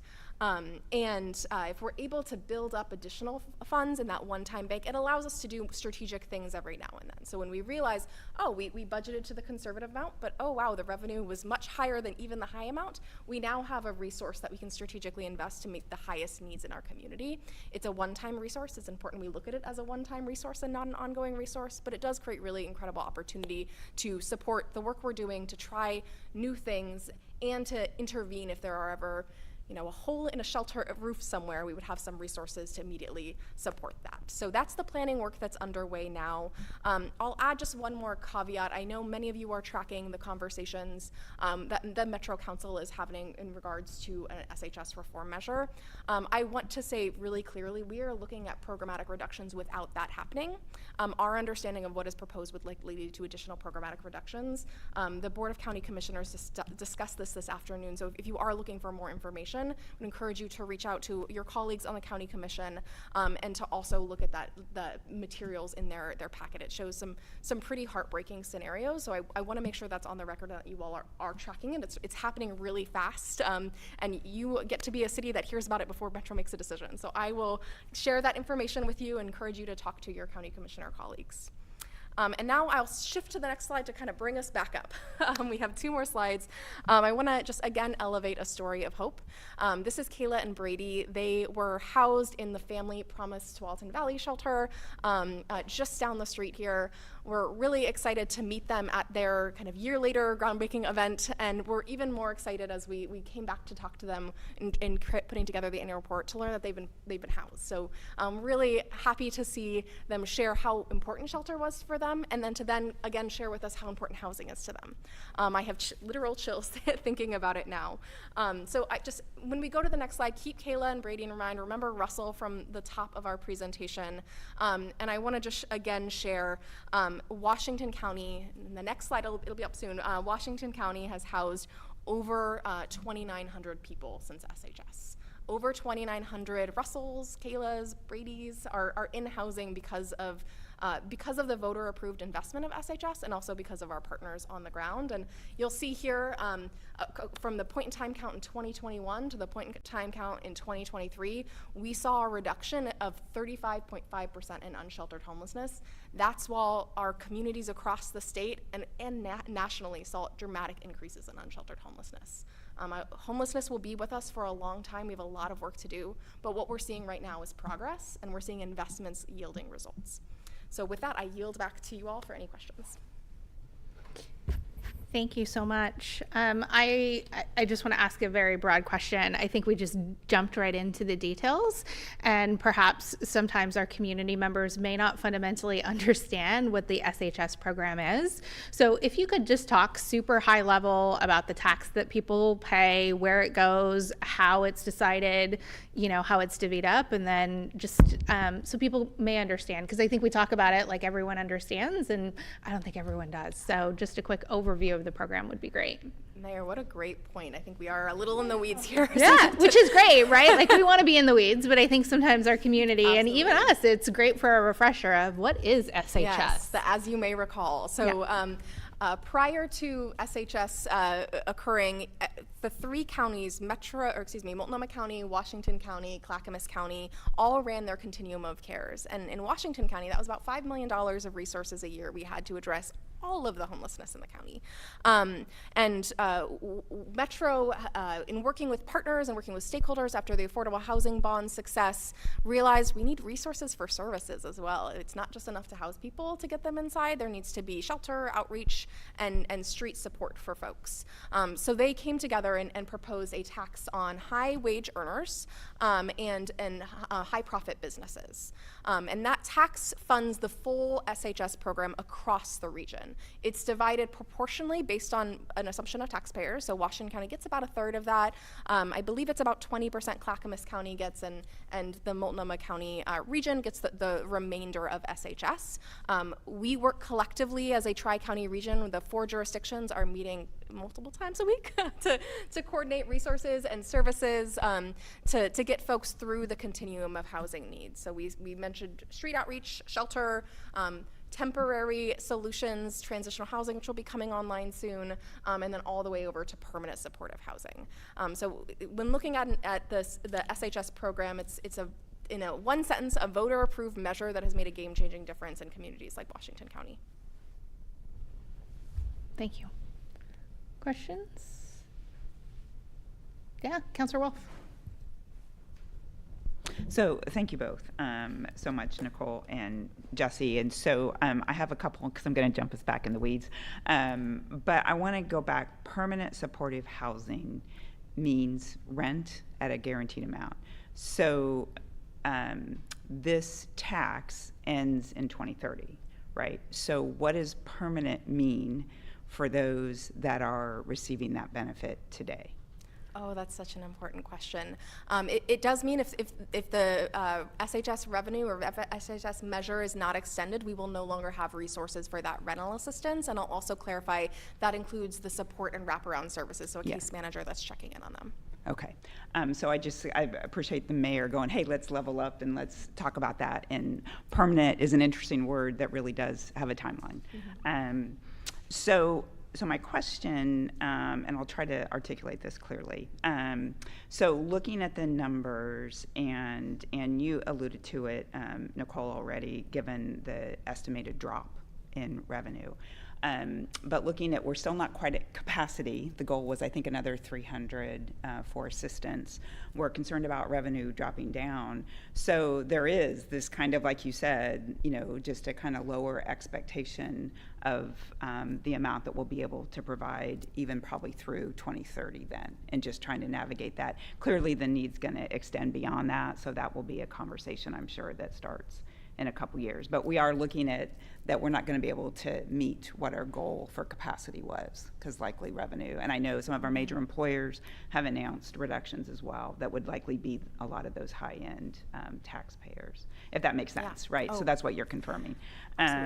So the other thing that I wanted to, and again, Megan, I think, kind of alluded to it, that this system, voter approved, to be a system of care, can you, in a scenario, because we've had a lot of community members really advocate for Tigard to do this on their own. Tigard needs to go alone. Can you paint a picture for us, just how that might even go down? Or, I mean, I think we all really try to advocate for the system and how it works and how the tax dollars are collected and distributed, but you all are the experts. So could you, I mean, just say, no, it doesn't work that way. But I'm really trying to help me understand, help create a conversation that really explains why we work together to support the region. It's a wonderful question, and I might just kind of quickly touch on your first point, if that's all right, Councilor Larry. I heard you say, you have things coming online still, but it looks like you're at the top. I do want to clarify, we have things that are planned to come offline. So, for example, the Hillsborough Bridge Shelter was purchased using Project Turnkey. We're glad to be using it as shelter right now. Super excited to have that as a use. The long-term plan for that site is permanent, or is permanent affordable housing, kind of through the traditional sticks and bricks financing of affordable housing in partnership with our housing authority. So there's a bit of natural volatility built in terms of things that we kind of were able to quickly come online, understanding that might not be a long-term part of our system. So I do want to just provide that assurance that it's going to be a hard reduction conversation, and there are areas like the Hillsborough Bridge Shelter that we kind of knew would be temporary while we were building this other stuff. So sorry to quickly touch on that, but to your larger question, and such a great one, and one where I've heard so many different times in the homelessness space. Why can't I just serve my neighbors? Why is someone from the next town getting resources when I see people in my community that are in need? But what you all know to be true is that Washington County is an incredibly integrated community. I've lived in Washington County 5 years. I've lived in 2 different cities. It's just you move around. It's incredibly connected. So it's important when you're thinking about issues like homelessness that are inherently transient in nature that we're serving our community and our region. And I would hear it's almost a little refreshing to hear that what we hear at the regional table is, well, why is there 3 systems at all? Why don't we just have one? So it's important to recognize that there's going to be that tension point on either side. It's good conversation. It's stuff we should air publicly.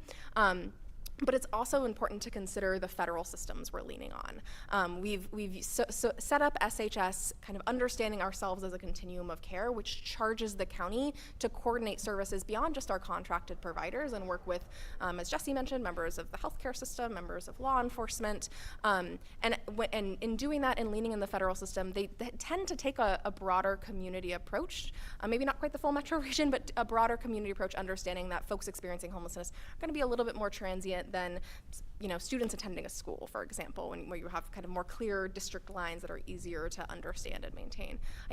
That's probably not a very satisfying answer, but hopefully beginning to a conversation. Yeah. And I guess my last question that I'll pose is I bring that in belief of the system, right? And that was voter approved, that this is how we would move forward.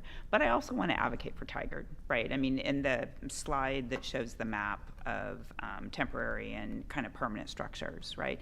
Tigard really is comparable almost to a Beaverton and Hillsborough community, which is twice our size. So I just also want to be that advocate for the resources, and I appreciate that Megan is here and recognizing that she serves all of the area, but yet Tigard is the one that's really resourcing, those services directly.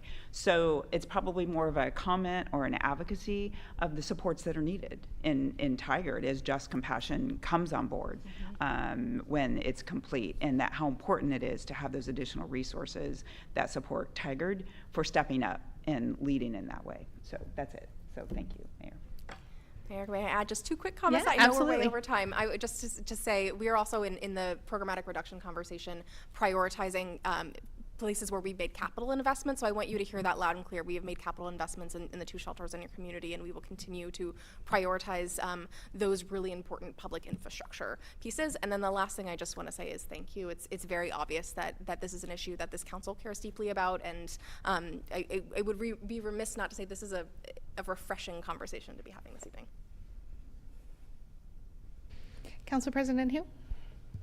Thank you, Mayor, and thank you for your presentation. It's encouraging to see in the report that how much progress you have made in just 3 years. Councilor Wolf and I were at this community meeting at the Knoll next to Just Compassion yesterday, and I believe somebody from Just Compassion mentioned, just a reminder to everybody, that this is an issue that's been created for past 30, 40 years.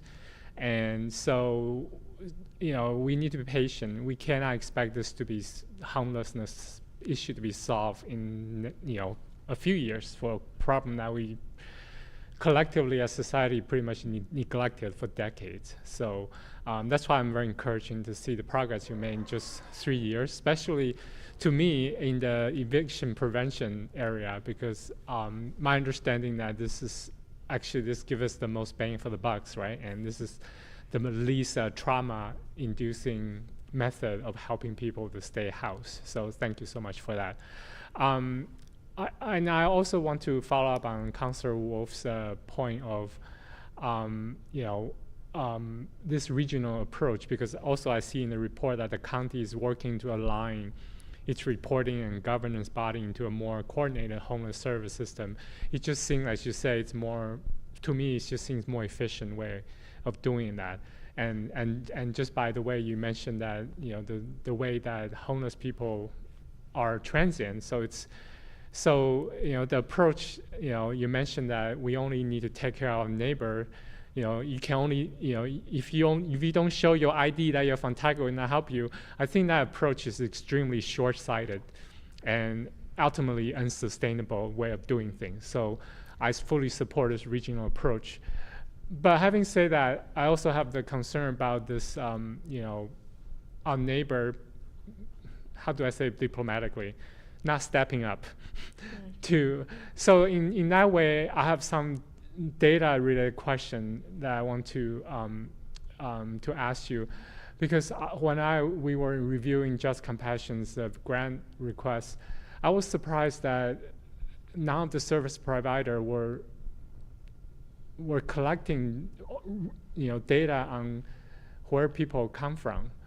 So I'm not saying that, I'm not saying that we only need to help people from Tiger, but at the same time, I think it's important for us to understand where people come from, so we can have even a more coordinated approach, and to understand, maybe, if they are all from, for example, Sherwood and Tualatin, you give them a gentle reminder, say, hey, neighbor, we are helping your residents, so maybe you should step up. But just for example, I'm not saying they're all from there, but so I'm just, but at the same time, I think Kim was saying that maybe right now those service providers having software update where they are starting to collect those information. So can you just explain to me if they are going to collect those kind of information? If not, why not? Because it just seems like an important piece of information that's not being collected so far. Absolutely. I appreciate the question and the words of support. And what I'll say is that is information that is asked. It's not always collected. And there's an important distinction there, particularly at times of kind of street outreach. The first time you meet someone, you're not getting through the full assessment, and there's just some trust that needs to be built. So it is part of what is asked in the homeless information management system, but sometimes it's just not always filled out. And we are in partnership with the Tri-Counties working on a homeless management information system request for proposals. We're gonna we're currently on one system. We think, just like your budget software, we might be able to find a better one. So we're gonna put that out and work with members of the community to kind of score and vet. So it's government. It's important, slow provider work about training, getting onto a new system. So it'll be many years before we see that new system fully live. But that work is starting. You might start to hear about it from the providers in the community. Okay. Yeah. So Yeah, because it's as I said, just important, to collect as much data as we can, right? So we can tackle this issue from multiple angles. I understand again that unhoused individuals are by nature transient in nature, so it's hard. But if we can just as you say, update our software or ask questions and document them, I would really appreciate that. And my second and final question related to the outreach issue you mentioned in your report, particularly with the Asian community and Pacific Islanders. I know that many, Asian communities, advocate community, take issue that we group Asians and Pacific Islanders together because, there are many we speak many different languages. We have many different cultures. So is that why you're having problem reaching those communities, because there's just so many, they're actually very different within the community? And if so, or what issue are you facing with the outreach to those communities, and what you are doing, what are you trying to do about them to solve those issues? I so appreciate the question. I'll say this will probably be many years where we try to correct this disparity. So it's going to, just like homelessness is here for a while, it's going to take us a while to fully digest and understand it. We first saw it come up in last year's annual report, and the action we took at that time was some informal conversations with culturally specific organizations, and we were able to kind of hire our first equity coordinator. He's about 3 months into his job. So he's digging into this as well and trying to understand where is this coming from.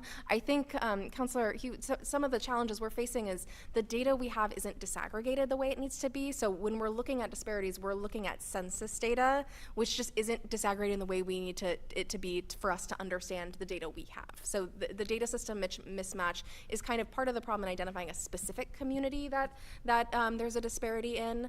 And I'll share maybe some of the early reflections we've had from conversations with culturally specific providers, knowing that we have to have more. One piece being kind of the way we prioritize resources is folks experiencing unsheltered homelessness, literally homeless. What we know from Asian communities, again, not a monolith, but we know from Asian communities, from Latin communities, and from others, is that communities of color are more likely to double up, meaning that 2 families are living in 1 unit. So folks might not be coming into our homeless services system because the way homelessness resources are prioritized is kind of in a life-saving way. So unsheltered homelessness tends to be prioritized, and that can be challenging because the experience of homelessness when you're doubled up is just as real as an experience, but it's not as dangerous, so it's not as prioritized. So that's another potential reasoning. But again, this is things we're going to be digging into for quite some time. I wouldn't be surprised when we come back to you at the end of program year 4. We say we didn't quite get there, and we hope that you continue to hold us accountable to digging in, understanding, and improving. Yeah, thank you so much. And I just really appreciate all the work you're doing to help the most vulnerable population in our society. I really appreciate it. So thank you so much. Questions? Councillor Shaw? Thank you very much. Appreciate the report and the data. And if you're just looking at your presentation, the work plan metric goals overview, you see a success with the eviction preventions. And maybe this isn't quite the term you mean, but it says eviction prevention has been funded with dwindling carryover investments. You look at this chart, it's your #1 program. You're doing the best in that program, but yet your resources are dwindling. So one, it seems to me then you'd want to put more money into that program. And then 2, can you also then take that program and determine which county and which cities have, can you go that granular to determine who's being evicted, but mostly in which cities and which counties? So many great questions. I'll start with the who we're serving and who's being evicted. We probably could get that data. It would be quite a bit of lift for the research team, so we haven't done that digging. But to take a step back on the eviction prevention resources, it's going to get wonky. I know you all are here for it. But SHS resources are required to serve 75% of the resources are required to go to population A, and then the rest can go to population B. Population B are those that are at risk of homelessness. If you're not experiencing homelessness, you can't be population A. So part of the challenge we see in Washington County is with our last fiscal year, we didn't meet that 75-25 split.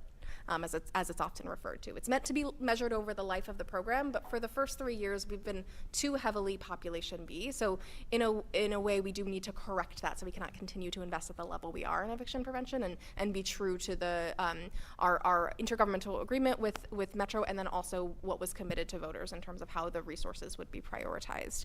And then what we mean by the dwindling carryover funds, that slide I showed you, it was slide 18 that I apologize had those double images. You'll notice the kind of the gap year over year where there's that blank space from the top of this year. All of that is filled up with carryover resources, and we've been using that for shelter, for access center, for eviction prevention, for capacity building, and we're just at the point where come December 3rd, we will have almost completely assigned those or committed those resources, and we have plans to assign an additional resource kind of after that date. So those carryover funds, that's what's dwindling. We are spending what we are receiving, and the program is kind of past the launch. So it's a really hard conversation, and what I might add is, as Jesse mentioned, we continued eviction prevention as the COVID era rental assistance programs shut down. We saw the impact of that in Washington County. We're really grateful to have those resources, but this is a problem that we as a state and as a nation are grappling with it as it relates to homelessness prevention and housing instability.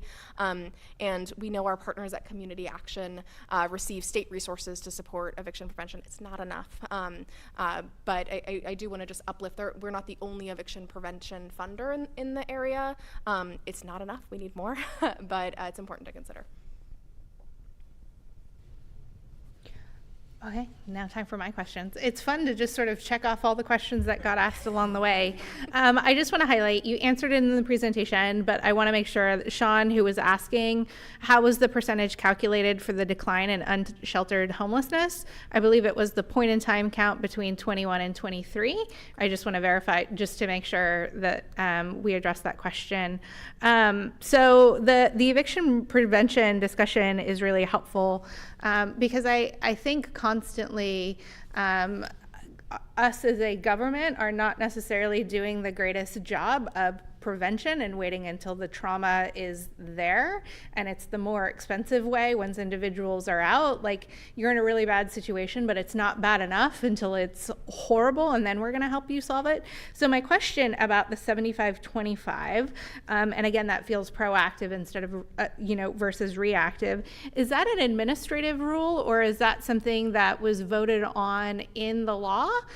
Just that may be too in the weeds in a Metro question, but that's certainly something us as a city council can advocate for if it's an administrative rule.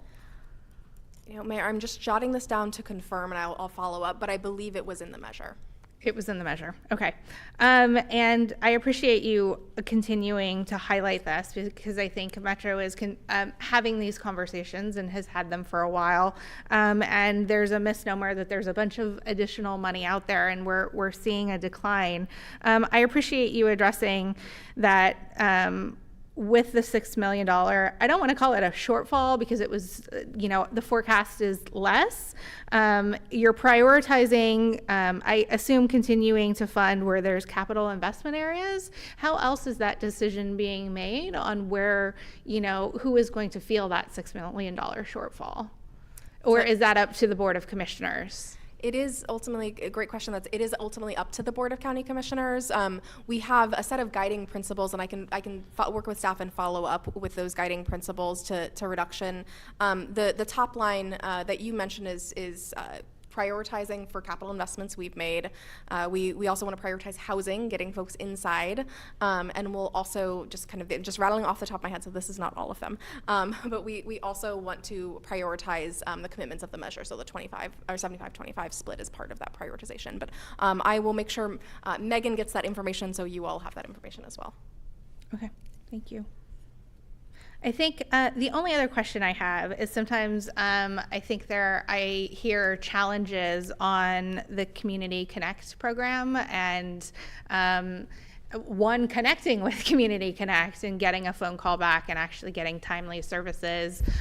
What is the accountability that you have as far as giving that feedback and make sure that they're hitting the expectations of the funding that they're receiving?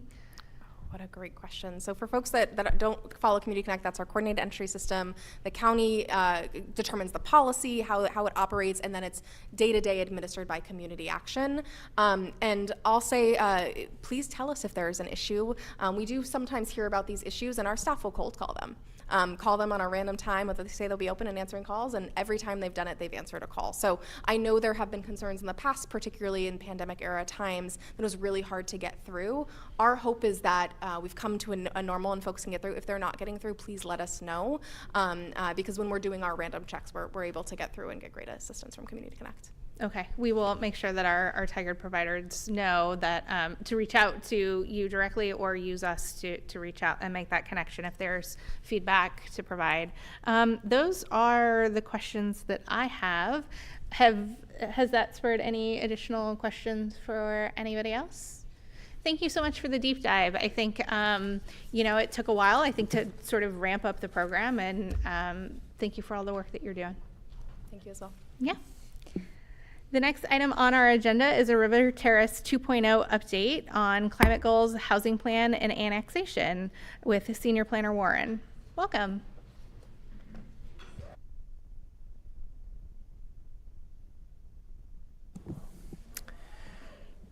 Good evening, Mayor Lube and councilors. My name is Skylar Warren. I'm a senior planner in the Department of Community Development, and I'm the project manager for the community planning for River Terrace 2.0. And maybe I'll pause for a second while the slideshow comes up. There it is. So I was last here to provide you an update back in May, I think it was, shortly after we kicked off the project. And tonight I'm back to update you on our progress. So some things that I'm going to be covering tonight, I'll be covering both our climate goal setting as well as our preliminary housing plan work.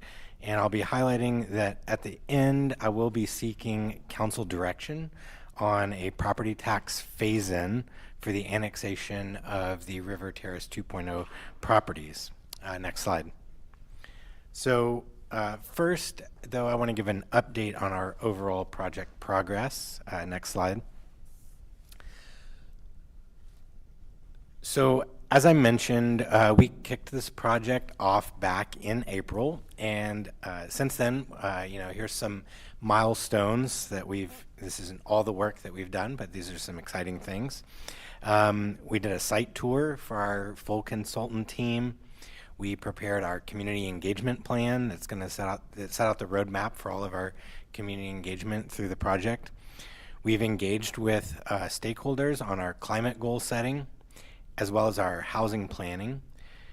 We've coordinated with our colleagues and peers on the scope of our transportation study work, and we've formed our advisory committees. Next slide. So in terms of our engagement efforts over the last 6 months, we've been pretty busy. Baseline, we set up our website, and we've created a mailing list so people can sign up to get updates from us as the project progresses. We've also held 3 community advisory committee meetings, and I'm very pleased. I did not know that one of our community advisory committee members would be here to speak at public comment, but I'm very excited that we have that level of engagement on this committee. We've also had 1 housing advisory committee meeting, and we met with the Climate Action Tigard committee as well. Next slide. So, one back. So some fun things, I think they're fun, that are involved in our community engagement that are coming up are our project story map. If you've seen the story map from the River Terrace 2.0 concept plan, it's just a great visual way to kind of navigate through the information that was produced as part of that project. We're hoping to release that sometime early next year, and it'll be phased over the coming, after that first phase, it'll be come out piecemeal over the course of several months. We'll have 2 more community advisory committee meetings in the near term. One's on parks, one's on transportation. We have 2 more housing advisory committee meetings coming up. Public open houses, we'll be doing our first public open houses. and then our focus groups. And we're hoping that with one of those focus groups, we're going to be able to talk to the people who this development will impact the most, our youth. So we'll be hopefully working with the Tigard Youth Advisory Council to arrange that. And we'll also be talking to culturally specific groups and non-English speakers in those focus groups. Next slide. So overall, our timeline looks like this. As you can see, we're fall, winter here. We're just kind of coming to the end of the study phase of our work, and we're getting ready to move into the recommendations phase. You can see that we have paced our community engagement and our technical advisory and public or community advisory committee meetings to kind of follow at a regular pace through that. And we're still planning to bring the full package of comprehensive plan amendments, maps, codes, and policies to the council sometime in mid to late 2026. Next slide. So I'm now going to give an overview of the climate goals that we've been drafting with our team and our advisory committees. Climate is kind of a lens on the entire project, so much of what you're going to be hearing in this section carries over to multiple elements of the plan. So while some of this is not necessarily new, we are trying to be more intentional in making the climate connection and finding areas where we can serve climate while serving other community goals as well. Next slide. So when we met with the committees, we heard a lot of themes about their climate vision. You can see here that they're looking at things like affordable and resilient housing, access to nature, and walkable and bikeable neighborhoods as key climate-related goals. Next slide. What we're ultimately trying to do is to get away from this mode of development with all of its follow-on climate consequences, like a lack of affordable housing choices, unsafe streets, urban heat islands, limited transit service, single uses, and inefficient low-density development. Next slide. And what we're trying to get to is something more akin to this. Now, this is a Rinko station. I want to highlight that this is much higher density than what is being proposed in River Terrace 2.0, but you get the idea of the type of development pattern that's being pursued with diverse housing choices served by transit, walkable streets that are served by commercial uses, higher density, we'll call it medium density development, public green spaces, and a lot of tree canopy. Next slide. So the structure of the climate plan is a series of climate goals which are very broad and general, which then lead to priority actions and more specific strategies that are recommended. Next slide. So there's a lot here. I'm going to run through it pretty quickly, but here are the kind of major areas of influence that we have in terms of climate actions. They're going to fall into housing and development, our water systems, natural systems, transportation, and parks. Next slide. So starting with our housing and development, why this matters. Well, sprawling suburban development is harmful to natural systems and often forces people to rely on cars more than they would otherwise. Suburban housing choices can be limited and are typically energy inefficient and carbon intensive. And it's important to acknowledge that together buildings and transportation comprise about 85% of Tigard's greenhouse gas emissions.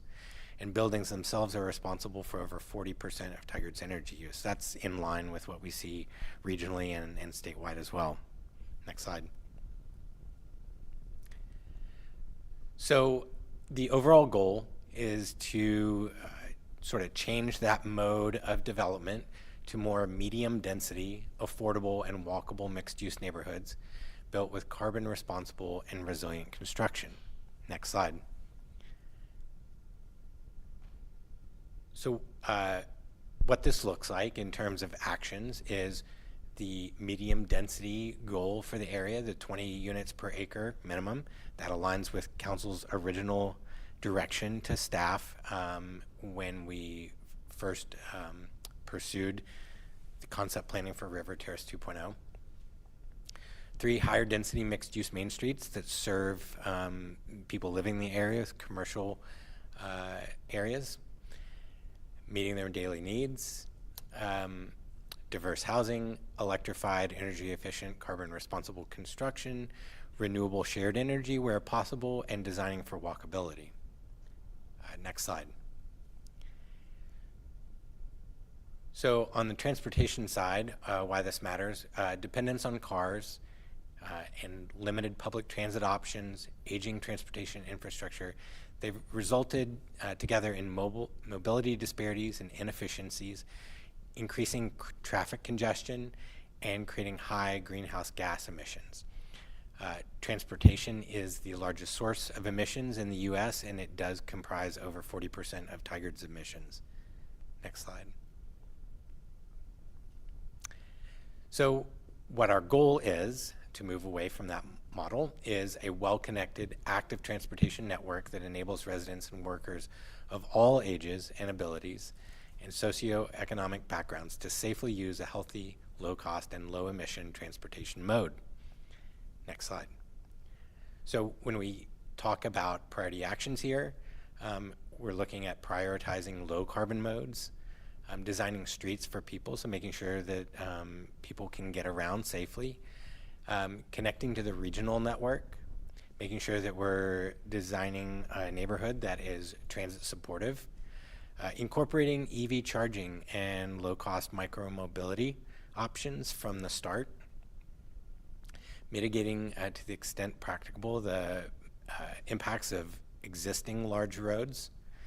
We want to reduce the overall paved surface, so serving all of the transportation needs, but doing so with less paved surface, minimizing the harmful impacts to natural systems, and making sure that the entire system is resilient to disaster. We know that flood, fire, temperature are all factors that could impact the transportation system, so we need to be prepared for that. Next slide. In the water system, climate change is changing weather patterns in the state of Oregon. Our summers are getting hotter and drier. Our winters are getting cooler and wetter. We're building up a lot more rain in short amounts of time. That's what's called the time of concentration. If you were in the storm over the weekend, you know, it had a pretty heavy rainfall coming, and on my way in today, you know, I'm seeing a lot of standing water still on our state highways. So that increases the risk of flooding, and it also impacts our streams. It cuts, our streams begin to downcut and erode as those rain events happen. So we want to make sure that our water systems are sustainable and are prepared for long-term climate resilience. Next slide. So the way we do that is prioritizing the maintenance and renewal of the entire Tualatin watershed in a changing climate. So making sure also that our infrastructure is efficient, low cost, and that we're providing affordable, high quality, and sufficient water for users, especially low income businesses and residents. Next slide. So the ways that we can do this, again, reducing impervious surfaces. That tends to lengthen the time of concentration, so water isn't all flashing into the streams at once. Buffering, enhancing creeks. Using on-site stormwater management and green infrastructure. Integrating drought and flood-resistant vegetation. Maximizing the resiliency of our hard infrastructure like pump stations and water treatment facilities. Making sure that we're siting our stormwater treatment facilities and other water infrastructure with attention to natural systems. And then looking for opportunities where we can recycle water. So we have the Durham wastewater plant. It's not very far from the River Terrace 2.0 area, and they produce a lot of water that they have to then deposit into the Tualatin River.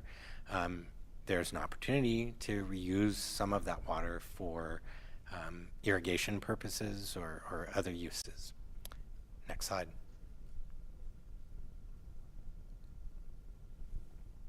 So parks, why do parks matter for climate? Well, we know that overall, and I'm not speaking about Tigard specifically here, but just regionally or maybe even statewide, limits on green space and the inequitable distribution of parks have resulted in disparities in the way that communities are served with parks. And for some users, there's just a critical lack of access to green spaces. And that exacerbates social and environmental inequities. And that's important because we know that parks and green infrastructure can help mitigate heat impacts. They can improve stormwater management, support biodiversity, and they sequester carbon. Next slide. So the overall goal, and this is based on our current park system plan goals, but we want to make sure that all residents will be within a 10-minute safe and comfortable walk of at least one accessible, climate resilient, habitat friendly, and high quality park or recreation space, and to an interconnected multi-use trail network. Next slide. So how do we do this? Well, we want to make sure that we have equitable access to parks. We want to make sure that those parks are connected to each other, to the regional trails and other open spaces. We want to think carefully about designing our parks to serve as climate havens. So where do people go in weather events to cool off, to get away from maybe a space that's not as conditioned as it could be, or in a time of a power loss or brownout where they can't cool it. Prioritizing park acquisition based on significant natural systems, so co-locating parks with areas that serve a climate function. Making sure that we're providing public spaces and parks in mixed-use centers. And then designing and vegetating our parks in a way that is utilizing climate resilient natives and drought-friendly landscaping. Next slide. And then lastly, our natural systems. So natural ecosystems are, really bearing the brunt of climate impacts. I've been several times out to the River Terrace 2.0 area, and each time I go, I see a few more western red cedars that are experiencing dieback. And that's the sort of canary species of tree that we see, but they're not the only ones feeling the impacts of climate. It's also Doug fir and some of the true firs. So we want to make sure that as we're developing this area, that we're doing so in a way that we're protecting and stewarding these natural systems so that we're promoting climate resiliency. And we're also offering residents opportunities to recreate and connect with nature. Next slide. So the overall goal is that our natural systems are identified, they're protected, and then they're stewarded.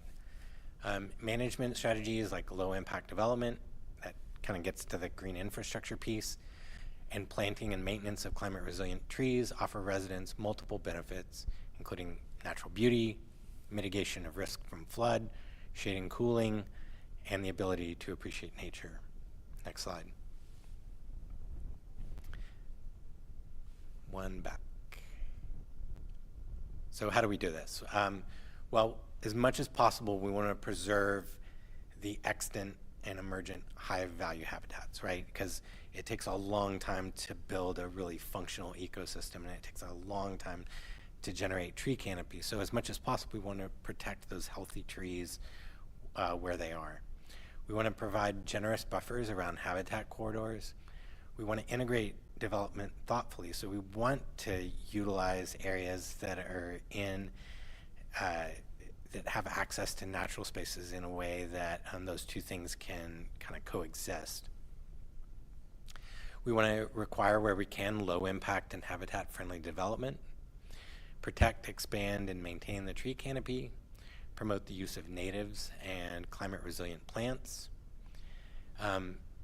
conduct ongoing restoration and management, and then create monitoring systems to see how these systems are doing. Are they thriving? Are they not quite thriving? Are they struggling? Next slide. So that's a lot. And like I said, you know, these climate goals and the climate priority actions and strategies, they kind of cut across everything that we're doing in the River Terrace 2.0 community plan. So how do we actually go about seeing these things realized? Well, we have, you know, our toolbox here. We can't, you know, affect everything, but there are some things that we have at our disposal to enact these outcomes. And that's the constellation of items that you see here. It's going to be regulatory elements like our codes, incentives, public investments, and then active marketing and recruitment to our developers. Next slide. So we've also been talking to our communities quite a bit about housing. And next slide. Here are some example questions that we've been asking our Housing Advisory Committee. This section is not quite as robust as the previous section because a lot of this was done after our agenda item went in. But these are the kind of questions that we're asking. That Housing Advisory Committee is made up of industry professionals in development, construction, lending, real estate, affordable housing, and other related sectors.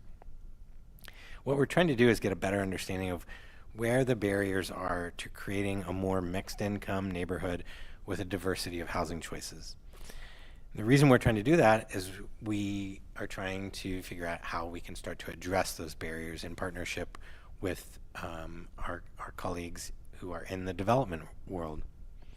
And we want to do that with the tools at our disposal. Next slide.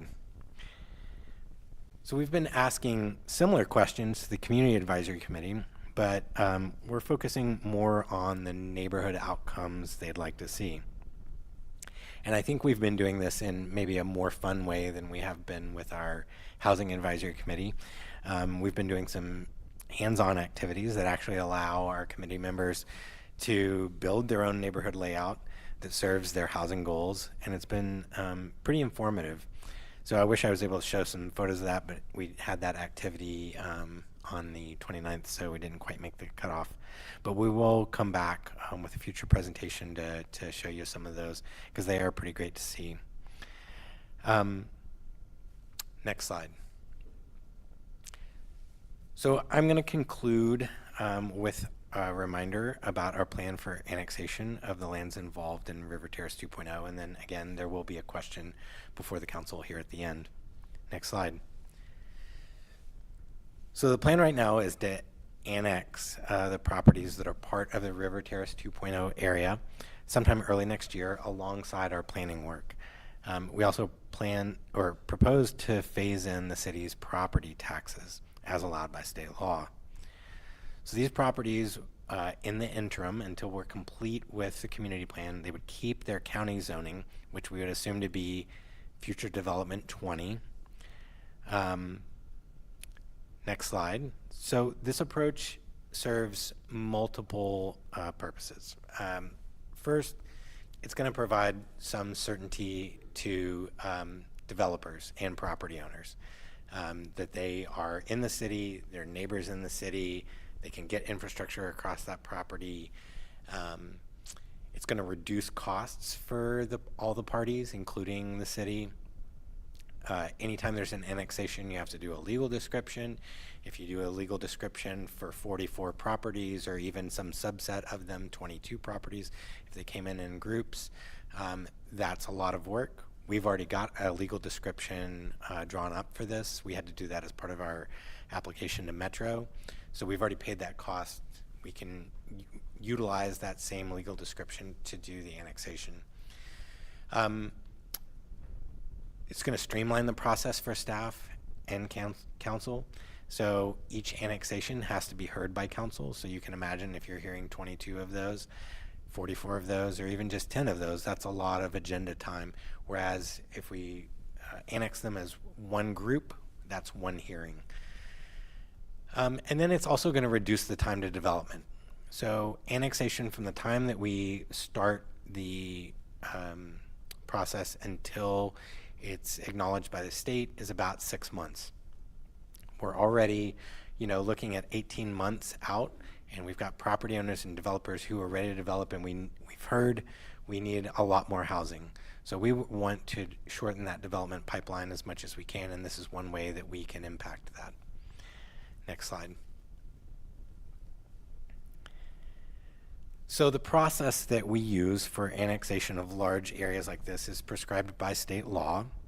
And basically what we'll do is go through the triple majority election.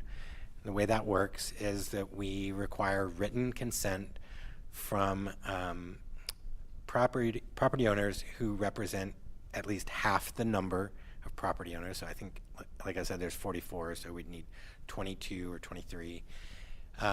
But they also have to represent at least half the land area as well as half the assessed value. So it's not just a matter of getting a majority of property owners. Some of those property owners have smaller properties that are not worth as much. So you really end up with something more like a 2/3 majority in order to do the annexation. Next slide.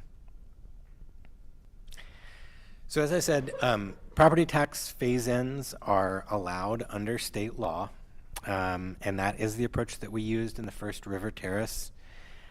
In that instance, the phase-in rate was 33% of the city's rate in the first year, 66 in the second, and then 100% in the third. For this one, because of the nature of these properties and the goal to incentivize property owners to participate in that triple majority process, we're proposing a rate of 0% in the first year, 50% in the second year, and 100% in the third year. That property rate phase-in got the concurrence of our community development team, the public works team, finance, as well as police. And that concurrence was based on the assumption, which I think is fair, that these properties are rural in nature. They're going to remain rural in nature. They're not going to really be utilizing city services in the way that urbanized lands do. And so it stands to reason that while we're completing the plan to urbanize them, that they have some sort of phase-in that acknowledges their lower impact on city services. Next slide. So, the question tonight that I'm seeking council guidance on is, does the council support the proposed rate phase-in? And again, that is 0% in year one, which would be 2026, 50% in year two, 2027, and 100% in year three, 2028. And those years may change. At this point, we might be more like year one is 2027 based on year one might be 2025 because of where we are. So 2025, 2026, 2027. Important to note that regardless of what the calendar is, at the moment that a property redevelops, it loses its property tax phase-in. It's reassessed based on the new development that happens. And so they would be paying at the full rate at that time. The phase-in is only in place so long as the property remains in rural use. So that concludes my presentation, and I'll turn it over to the council for discussion. Thank you. Let's start with if individuals have questions on the presentation and then address the specific question last. Anyone? Yeah, Councilor Shaw. Yeah, thank you very much, and thanks for putting the map in there too. That was really helpful for me. Questions, not to get into particularly tonight, but if we had questions specifically about some of what's in the report, some of the percentage and things, is that something we can ask you at a separate time? Certainly, yeah. Are you speaking of the climate report or the yeah, housing? the climate report in particular. There were some sort of percentages I was a little surprised to see and how it was attributed. So I was just curious if that's something we can Sure. ask questions of. Sure, absolutely. Great, just for clarity and understanding. Yeah, that was my question. Thank you. Then I apparently am the only one with questions. Oh, you do? Okay. Okay. As we talk about the importance of building walkable, supporting all modes of transportation, are we also in partnership with TriMet for public transportation connections, such as building stops in now so we don't have to retrofit, so we have cutouts, and when it is eventually serviced, that we're not ripping things out or having to awkwardly share the road with the bus? That's a great question. I think everybody's probably had the experience of, should I go around this bus? Should I've I not asked go the around? police. I said, is it okay to go around safely? Because I think we all do it. Right. So we want as much as possible to preserve right-of-way for transit infrastructure. So when we say a transit supportive neighborhood, it's not just a matter of do we have the right density to support transit when it comes. It's about, does the streetscape really fundamentally support and build itself around the concept of welcoming transit into the neighborhood and making people feel safe and like they are a road user that is as valuable as everyone else who's using the road, whether they're walking or biking or driving. So the answer is yes, we are working with TriMet. Are we at a point where we actually have those kind of infrastructure decisions made? No, but it is an ongoing conversation, and as we are working with them on their service expansion plans as well, we'll be looking at ways that we can do that, because we do want to bring transit, if possible, right into the heart of the neighborhood, because that is where people are going to feel safe to pick transit up and get off from transit. I think if people honestly had to wait next to an arterial that's a high-speed arterial like Roy Rogers or Shoals Ferry, they're far less likely to utilize transit. It's also further away from their home. So incorporating that infrastructure into the neighborhood and making it a part of the neighborhood and co-locating it in ways that we can with micro-mobility and that last mile service to get people home will be critical to making that priority action area successful. Excellent. I want to fully support it. And so I think it makes a difference when people look at where they're choosing to live and they're choosing for their transportation. If we are saying this is built in, this is in partnership. So please let us know how we can support you and the city, or discussions with TriMet along making sure that this is a priority. My next question, and I really appreciated the discussion on preserving sort of the landscape in the area and those sorts of things. I've had several tours in this area, given the extensive conversations that we've had around the tile flat extension and all of those things. And there's a really lovely stream and all of those things. And I think about it all the time when I drive home, because I live on the other side of Bull Mountain. And this may sound a little crazy because I don't think it's ever been brought up here, but even something along the lines of wildlife corridors, as I drive home, the amount of deer that I have almost hit on Bull Mountain Road or seen on the side of the road, I think about that all the time. As we continue to encroach and build housing on land that, you know, we are taking away from our wildlife, how are we thinking about how those natural areas are preserved, but also ways for them to move around because they're going to, while protecting our community and protecting our wildlife. So I think about that actually almost every time I drive home, because it's especially prevalent this time of the year, how many deer I have seen on the way home and almost hit. You know, when we did that tour that I mentioned, we took the consultant team out. The very first stop, you know, it was middle of the day. We're looking across the road. I'm showing them some extant white oaks there, and there's a family of deer, and they're just grazing in the middle of the day. And so we see it too.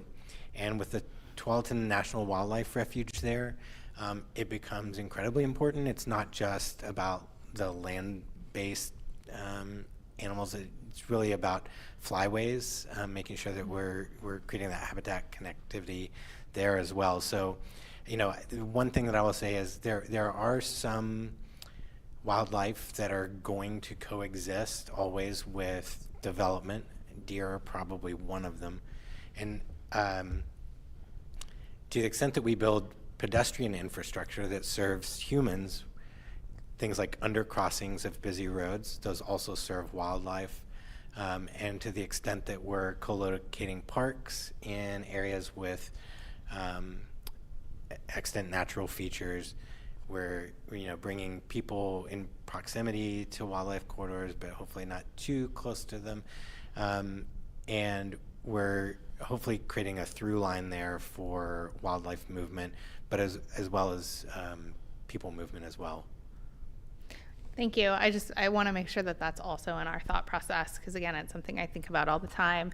The other thing, when talking with individuals on the THPRD board and talking about the closeness of Beaverton and Tigard and THPRD in the parks, are we in discussions with them to sort of also connect the regional system as they're building out a trail system and making sure? I know we've had conversations, I have, just about Cooper Mountain and how they're planning their trails, and wouldn't it be great if people could just not have to get on a road and be able to walk even to a Tigard area? Have we had those discussions as far as a regional planning of this area with parks and trails?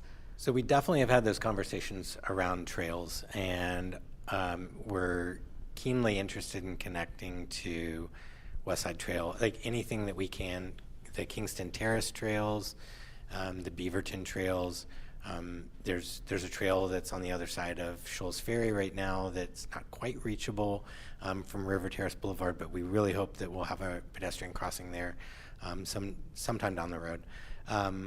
So it's definitely something that we're looking at. The parks piece is something that we haven't thought as much about, and that's a good suggestion that maybe we should take that into consideration in terms of the context of where parks are and where we might have opportunities to connect through the trails. Yeah.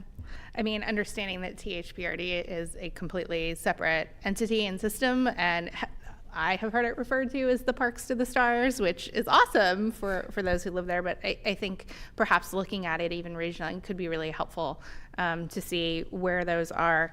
My next question: how does the tile flat extension conversation impact this planning? Because I know, it was remanded back to Washington County, and I'm just wondering where the conversation is now as far as we continue to look forward in the planning process.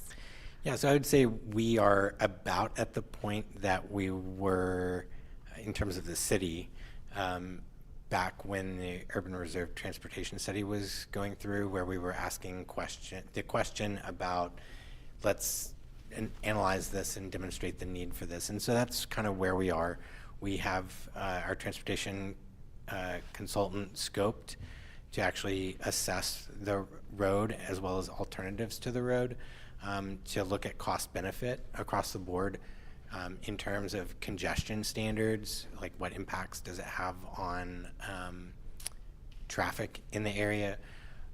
What are the VMT or vehicle miles traveled impacts of the road? Does it drive more traffic does it drive people to drive more as opposed to take other modes? What impact does it have on natural systems? What impact does it have on housing costs? Because the cost of transportation infrastructure will have to be borne by development, and those costs get passed on to the home buyers. And it was an incredibly expensive road. Yes. So that's kind of where we are. And in terms of the, the question before us, and I've had an extensive conversation about this today, we're working with our transportation consultant to ask these questions for us, right? Because we don't have all of the data, we don't have all of the expertise. So we've got a full team working on it. We're working with our technical advisory committee, which is made up of professionals from other agencies in the area, including Washington County. We'll be working with Washington County directly. We are working with our own internal team, as well as the community. And what will come out of that analysis is a set of sort of cost benefits, right? That we can say that in this way, this is a benefit, and in this way, this is a cost. And there's a policy decision that will need to be made at the end of that process about whether or not that facility is added into the city's transportation system plan and is a defined facility that we would preserve right away for, that we would essentially require development to build, that kind of thing. And so I don't know what the outcome of that will be. I think what we've been asking is that we want to have that conversation about those things and find out what the costs and benefits are, and allow the council as policymakers to be able to weigh those. So in terms of when that will come back, we don't know a specific date. It will be well before the conclusion of the project, because we'll need to be able to build in that roadway or lack of roadway into the plan, and we'll need to be able to build out our transportation system plan amendments so that they accommodate what we're planning for, but it won't be in the next few months. I can safely say that, because there's a lot of work still to be done. Excellent. Thank you for that update. And my last question, does losing the discount if developed before whatever that time frame is disincentivize a quick development, or do you think it just has no impact and they know it's coming and it's fine? I mean, I looked at the spreadsheet of what the property tax impacts are for each property, and I don't know if there was one for which the property tax impact was more than like a couple thousand, maybe $3,000. So I don't think anyone's going to turn down a windfall from developing their property to save a few $1,000s. So I don't think, of course, you can never say with ultimate certainty, but I don't think it's going to be a disincentive to people to participate in developing their properties. Okay, thank you. Council President Hu, or did I ask any of your questions? About the redevelopment, but I think I have a different angle on this. Being a lawyer, I guess it's important to define what redevelopment means, right? So maybe that would be relevant in whether it will be an incentive or not, but yeah, you answered most of the questions. So I'm going back to the concern raised by the committee member, I guess she just left, about affordability. So then that density 20 per acre, can you translate to how much would that be in market rate for apartment? Well, I mean, I guess for townhome and houses, would that be truly affordable? I mean, this 20 per acre was developed before the pandemic, right? Because I remember I was on the planning commission when that was happening. So housing prices has raised dramatically since then. So is that still affordable density? I don't know if there's I could draw a direct causation or maybe even a correlation between a target density and a price point for housing. In the most general sense, the more housing units there are and the smaller they are, the more affordable they're going to be. But there's so many conflating factors that determine price point on a home: land prices, interest rates, the system development charges that are assessed, developer profit, just so when I say that we're looking at including affordable housing, it's not necessarily directly tied to the 20 dwelling units per acre target, though we can say that generally a smaller house is going to be probably more affordable if those other elements scale accordingly, particularly system development charges. So right now there's sort of a disincentive to build small because the system development charges are the same even if you do build small. So one of the policy options that we're looking at is scaling those system development charges to the size of the home. Yes, I guess the community members asking us to pull the lever we can, right? So that's one good idea. And as you said, generally speaking, smaller is cheaper, generally speaking. So I'm just wondering if the 20 per acre is something that the council set, right? I mean, the Metro, as far as I know, set a minimum limit of density, but it didn't set a maximum, right? So correct. So I don't want to, create more problems at this point at this stage of planning. But I am somewhat concerned that if we don't go denser, it may not solve the problem. I don't know. So that's something that I will be interested in learning more about. Sure. Different options. Sure. And just going back to and also emphasize on climate. All those climate goals are important, but I also want to emphasize that in terms of physical responsibility, the less we drive, the less car on the road, the less we have to pay to repair them, to maintain them. So, being more walkable, bikeable is not only, for the environmental sake, which is important. It's also, saving, for our city. So that's important.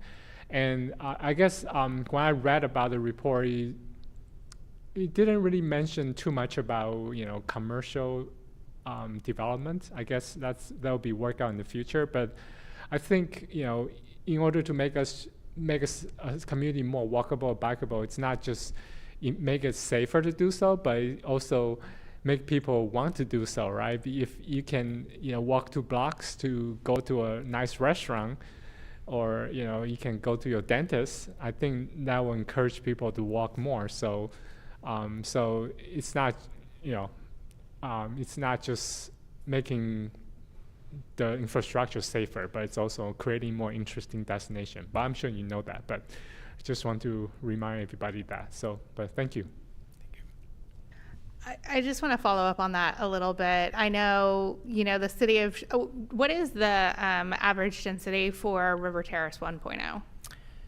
I think when proposed, it was somewhere around 10 units per acre, which was the Metro required or minimum. And I think in practice, it's probably come in at something more like 12 to 13 per acre. Thank you. I think that's helpful as far as context. I would worry and I'm not saying we shouldn't look at proposals, but I think almost doubling the density of what we're building now and really talking about, I don't know that we have the commercial areas that we're building in River Terrace 2.0 to support the plan that you're thinking of, is just because it's walkable that people aren't going to have to be able to get there.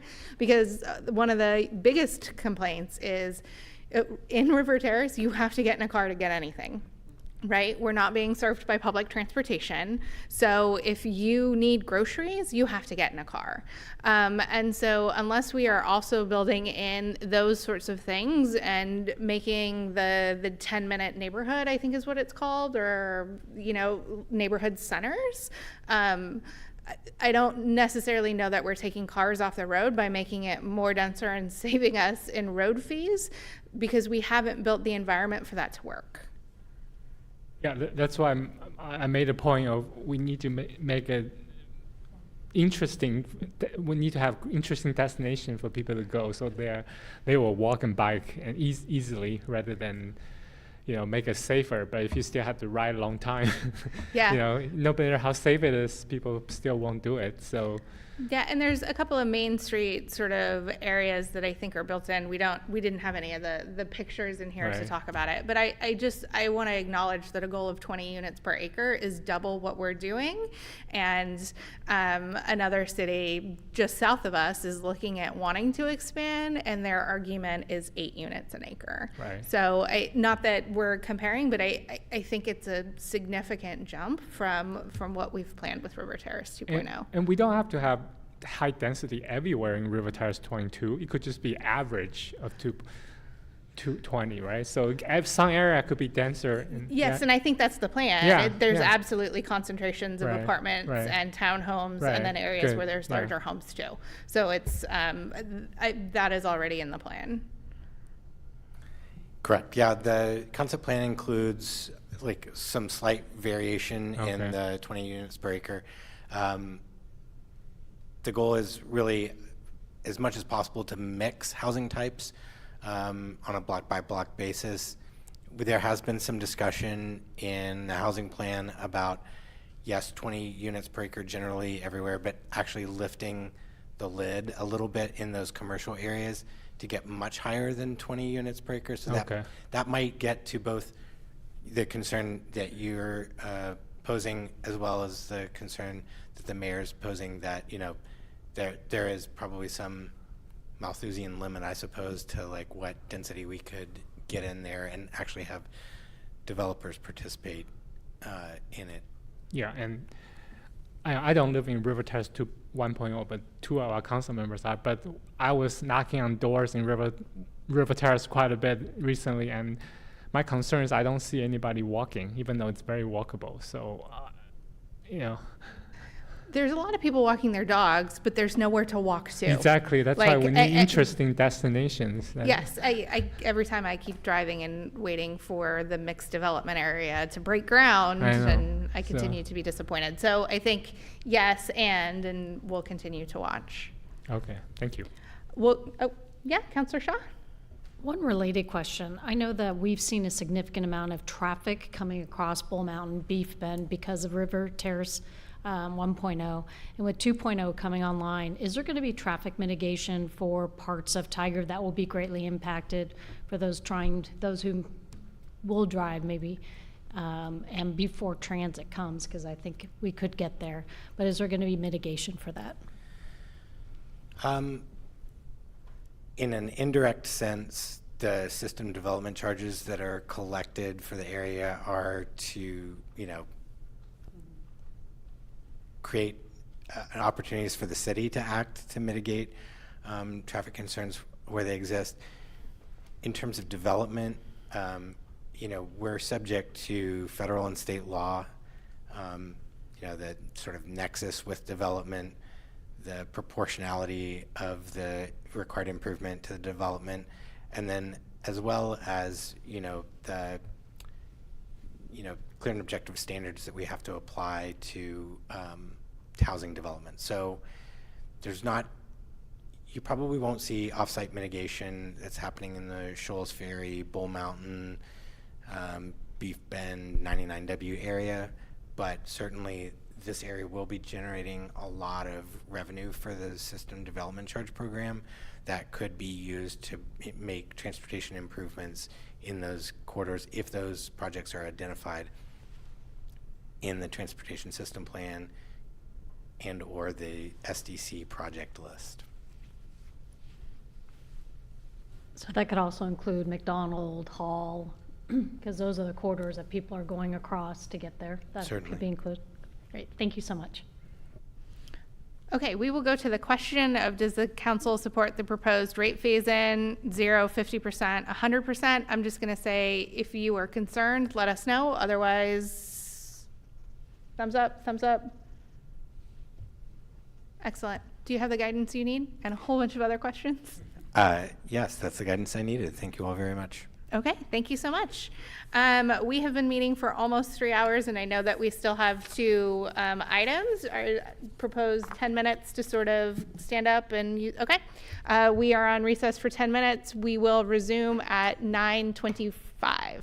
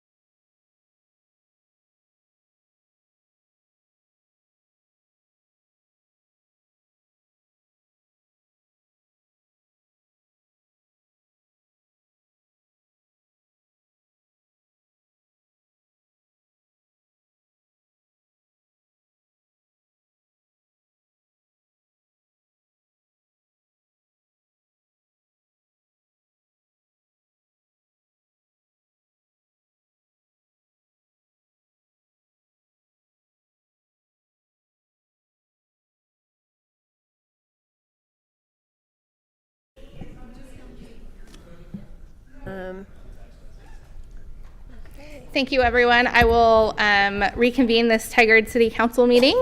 And the next item on the agenda is a legislative public hearing, an ordinance amending Tigard Municipal Code, Chapter 10.28, regarding permit parking. And I will open the public hearing. Anyone wishing to testify by phone or video or in person, please do so or sign up. You can call the phone number now to get in the queue, 503-966-4101, and there is a sign-up sheet at the back of the room. And we have City Attorney Rahala and Redevelopment Manager Fairley to present the teammate report. Hi, Sean. I just making sure there wasn't any public hearing things that had to be said. So good evening. My name's Sean Farrelly. I'm the redevelopment manager, and tonight council is requested to consider an amendment to the Tigard Municipal Code, Chapter 10.28, regarding permit parking. Should be noted that this is not impacting the residential parking zone permits. That's a different chapter. So with the permits that are in Chapter 10.28, the current code language was adopted in 2017 that relates to these parking permits. The code language says permits are only allowed in 4-hour time limit parking zones. Presently, those zones have not been implemented in the city. The code language also gives no guidance on criteria. It says that any person is eligible to obtain a vehicle parking permit with the payment of a fee. Oh, next slide, please. And next slide.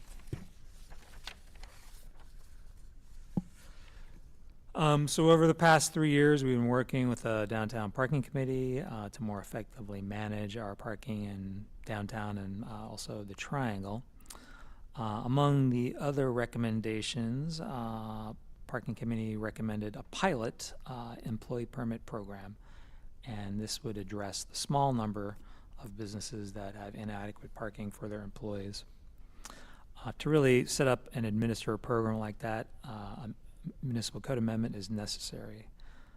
There's only 263 on-street spaces that the city controls, so we'd really need to have some criteria to issue these permits. Otherwise, there could be unintended consequences, could be impacts on the number of spaces that are available for downtown customers and visitors.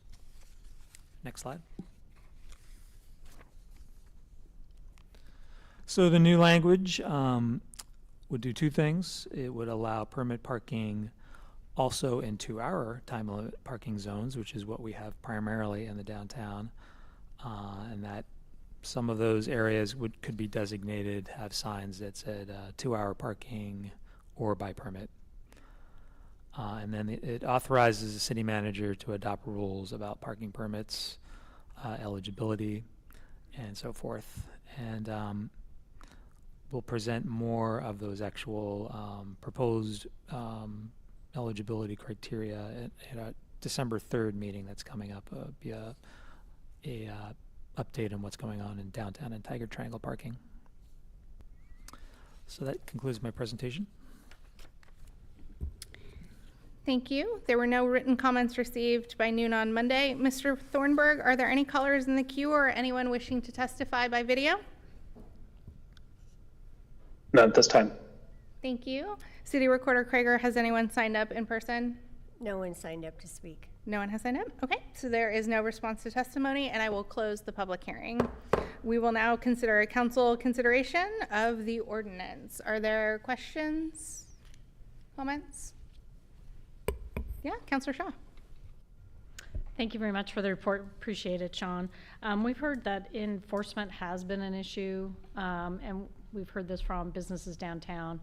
Speaking primarily about downtown, we know there's parking issues in the TIF as well, but has that been addressed? And if so, how is parking being enforced? So the lack of enforcement is an issue? Yeah, that is going to be addressed, and we will update you on the 3rd. We do have a contract that is basically ready to go for a private enforcement company to do the enforcement of time limits. And we wanted to get this employee parking permit program, though, enabled before we started to do the enforcement.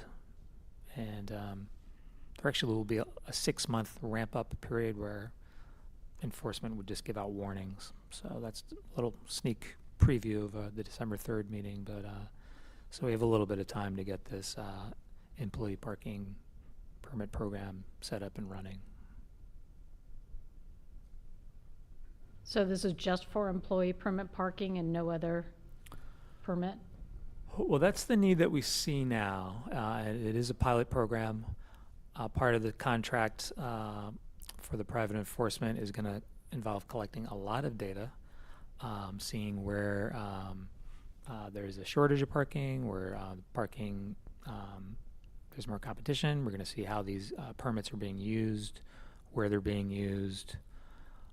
We're just going to have, where previously we would do a parking study every 2 or 3 years, and now we're going to basically having a monthly parking study to take a look at how parking is ebbing and flowing. So that will help inform, whether the permit program should be expanded or contracted, or we know now a lot of businesses have deals with other property owners. If they have a need for parking and someone else has excess parking, there's quite often deals that are made, and we'd like to see more of that. We actually have a staff person who has some bandwidth now to try to drum up more interest in that. It's something we've been talking about a long time, but it's not easy to do because we can't force anyone to do it. We can only encourage. So that's part of the overall parking management recommendations and menu of things that we'll be doing. Thank you. I'll just, I see you, I'll get to you. I wanted to let you know that I can't support this ordinance. I feel like it's really difficult not to have the December 3rd conversation and understand the overall parking plan and see how this fits into it, and also really listening to the downtown businesses and those who have been engaged feeling like they're not being heard and that the requests aren't being met. So I don't see a situation in which I can approve this ordinance, especially, giving the city manager authority to make decisions when I hear from many businesses that they're not being heard. And then that feels like it's taking away the approval process step of those who have been elected to be a part of that process. And so I wanted to be transparent that it feels out of sync and out of order to ask us to do this when the businesses who are being impacted have asked us and don't support it. So that's where I stand on this ordinance. If I could just respond that it's we can't implement a permit program if we have our present municipal code language. I just want to point that out. Yeah, I think their fundamental request is to start with enforcement of parking and understand the holistic plan. And so understanding more, I think what's going to be presented December 3rd would help me be more supportive of the plan, but seeing this piecemeal and understanding the conversations that I've had, this doesn't feel like a next step in partnership or a smart next step in this program and the issue of parking in general in our downtown. Yeah, welcome. Thank you. Sambo Kirkman, Community Development Director. Part of the reason we chose to bring the municipal code changes was to provide a little flexibility to have those conversations as we move forward with the parking enforcement plan. The way the comments that we've received were the desire to have enforcement, but a concern that with the enforcement there would potentially be issues for employees in the area for parking. And so by allowing us the opportunity to modify things like where the parking restrictions and how that would relate to the permit program, as well as being able to just have to provide some flexibility on how we would establish the criteria, because currently right now, as it is, there are no criteria for permit parking. And so we would effectively have to come back in multiple phases to say, okay, well, what aspects of the permit parking should be included? Should it be specifically for businesses? Should it be specifically for, for residences and all that? The way it's set up now, it would open it up for basically anyone to have a permit to have the permits as part of the part of any program right now. So we are trying to allow some flexibility and kind of anticipate the potential consequences of setting up a permit program if we didn't allow for establishing those criteria. So that was kind of that was the focus. And again, one of the concerns that I think the businesses raised were ensuring that we did address the issue of this being employee parking permits only. So I appreciate that. I think I still don't support this ordinance. I would rather see those changes, and I don't think that this ordinance is prohibiting you from having that conversation now. And for me personally, given the history and the challenges between the city and our downtown business community, I want those changes to come before council. I don't want them to just be bypassed and be controlled by the city manager to have that level of authority for us to designate that and delegate that. So for me, I want that conversation to be had in partnership with our business community and brought before the council so we can understand it, rather than us delegating our authority, which I think it's important we continue to have, so our business continues to feel like it has a voice at the table, which I don't think they feel that they have now. And we can certainly pause the modifications to the municipal code. However, I would point out that one of the concerns that they had in the enforcement component is that if we start enforcing now, that does have some potential impacts to the employees. So we're happy to bring forward our proposed plans for it, and then to follow up with the municipal code changes as well. But that would probably mean extending the start time of sorts of the enforcement, and that has been a factor that we've been trying to incorporate in our timing and our schedules, is that there is a desire to have the enforcement start at some point. Again, we could go back and modify our schedules to kind of accommodate the additional steps that we would want to include if we were to wait for the modifications to the municipal code. Okay, thank you. Additional questions? Council President? Oh, yeah? City Attorney Rojala. Thank you, Council. I do just have one clarification on the process for adoption of administrative rules. So the code that you adopted a few weeks ago, amending Chapter 2.04, dealing with the city manager's code, that requires the city manager to notify council of any rules and allow council discussion of them. So it's not a complete delegation. Council would receive a copy of the rules prior to their implementation. So just to clarify that in terms of what authority is actually delegated, yes, this code would delegate the authority to propose rules, but council would still have the ability to review them, and all rules would still have to be consistent with the code, so it's not a complete delegation. So I just wanted to clarify that point. Thank you. Council President Hu? Thank you, Mayor. Yeah, City Attorney Rojala and I had some back and forth on this as well as the city manager code that added that provision there. So my original concern was that this the city manager rulemaking authority seems pretty broad to me, right? Because if the intent was for city manager to adopt rules regarding only the eligibility, the language is very broad. It states regarding this section, including eligibility. So my original proposal back to the city attorney is to delete the language regarding this section, including, and just say the city manager may adopt rule regarding eligibility for parking permits. But her response is what she exactly just said to the council, that anything that city manager adopt he or she must notify council, and we have the chance to override it. I don't know if that's the right language, or avoid it.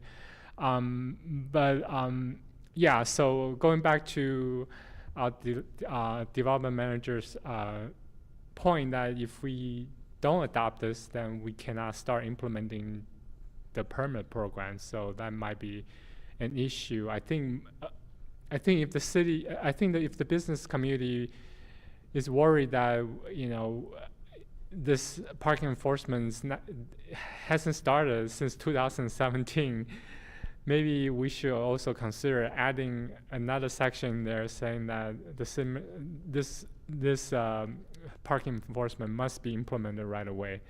Maybe that could address their issue. But I see your point. But I also see the point that if we don't adopt it tonight, they cannot start parking enforcement, and that may make the issue worse. So I can see both sides. Yeah, I think my concern is also the business community has robustly said that they don't feel that they have been heard in this and it hasn't been collaborative. And so it just feels like having us do this without understanding those sorts of things. And I do understand that I just feel like there is something different when somebody comes before us in council and says we have to adopt a rule versus getting an email, that says this is the updated policy, and not truly being able to have that conversation unless we are all at the dais.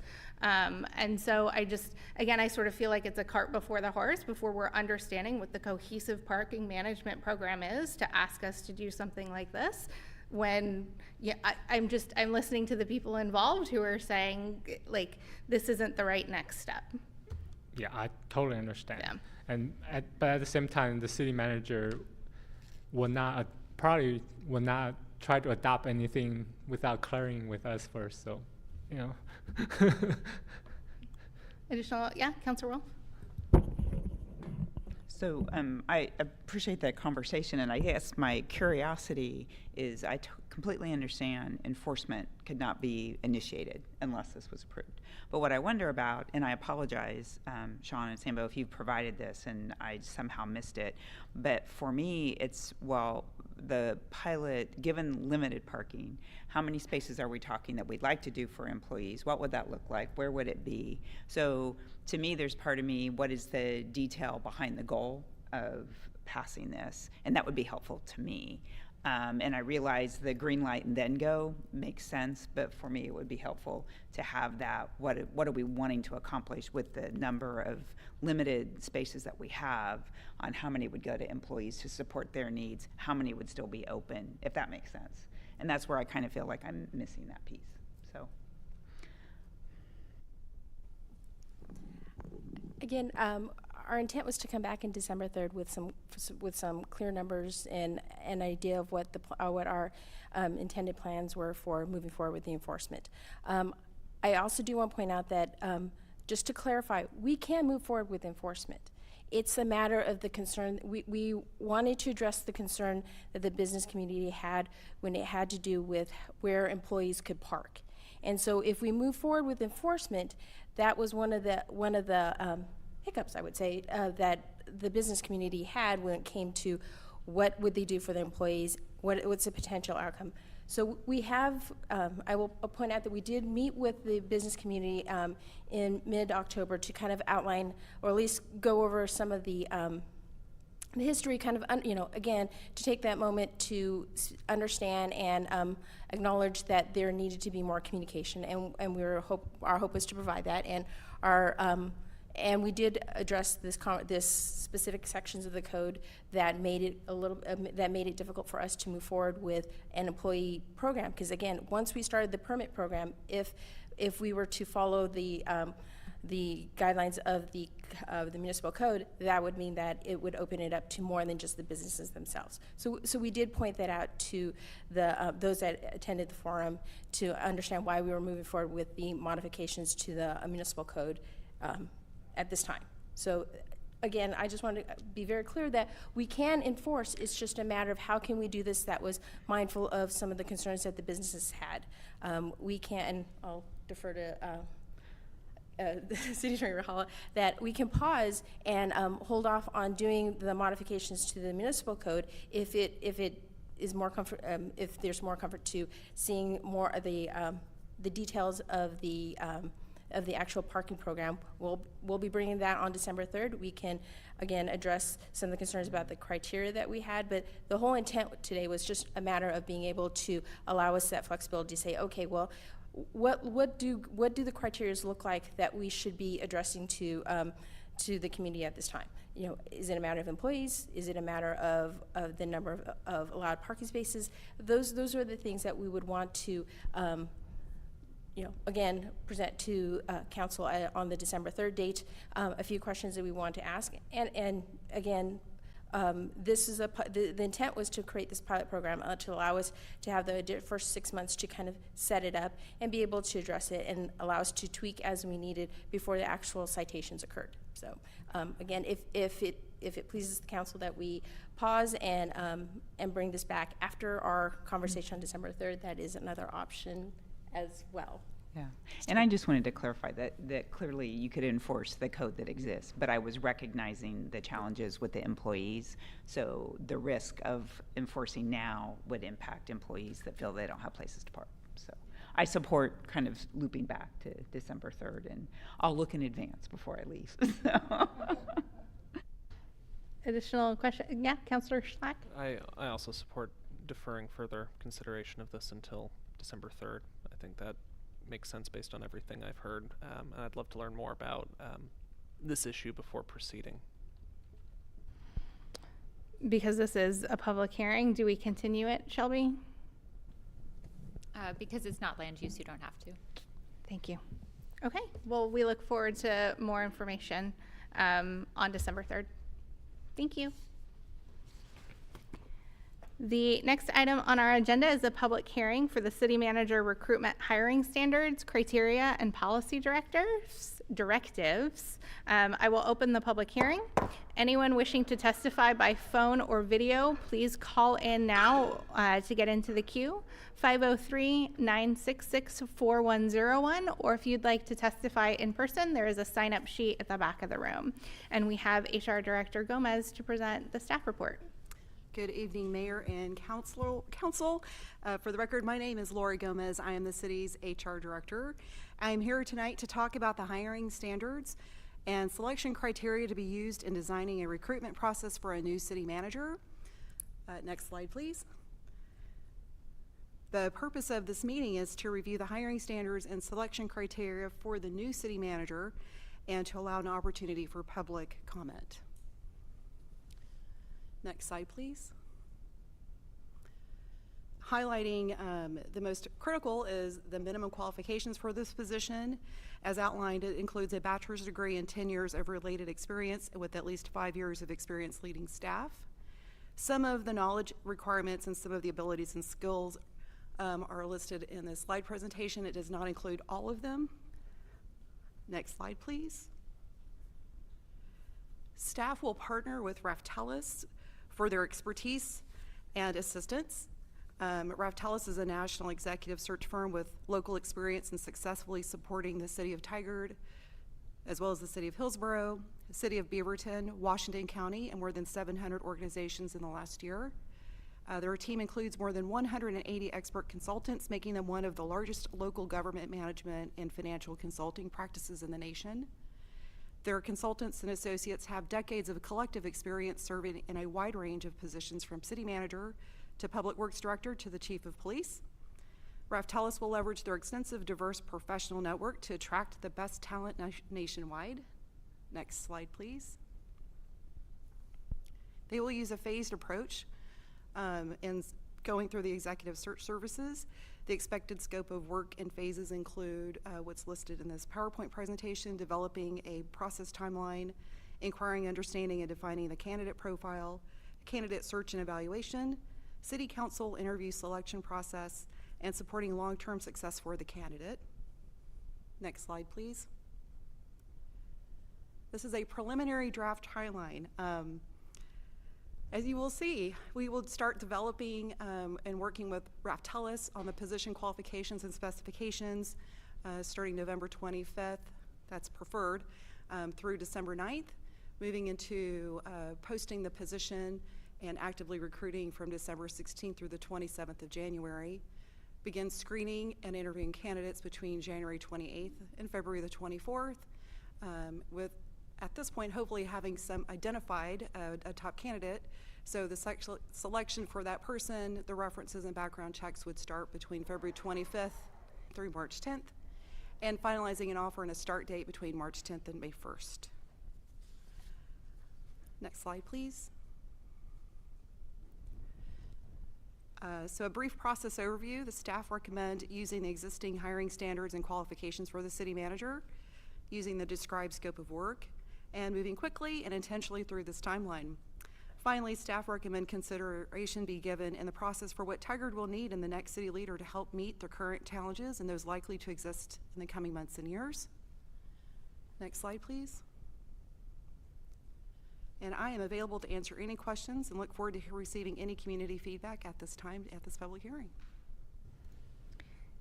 Thank you. There were no written comments received for this item by noon. Mr. Thornburg, are there any callers in the queue or anyone wishing to testify by video on this item? None at this time. Thank you. City Recorder Krager, has anyone signed up in person? No one signed up. Okay, thank you so much. I will close the public hearing.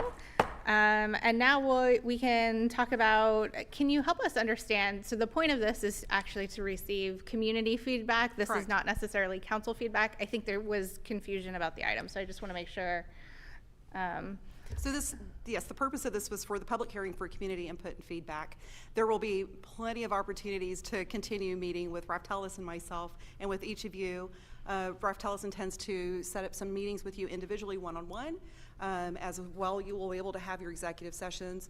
I'm also available if you have any questions throughout this so that we can use this broad general description as the starting point and then actually develop more defined and identify those attributes and qualities and traits that we'd like to see. I'd like to emphasize, we don't really want to deep dive too much into one specific trait. We want to keep this broad and general so that we have an equitable process in selecting the best qualified candidate. Sometimes qualities are better in some fields and some others we can teach and train. So I'd like to keep that, that open mind and ask that council keep that in your back of your mind as we process through this together. Okay, thank you so much. Are there any questions or comments or a motion to adopt the hiring standards? Yeah, Council President Hu?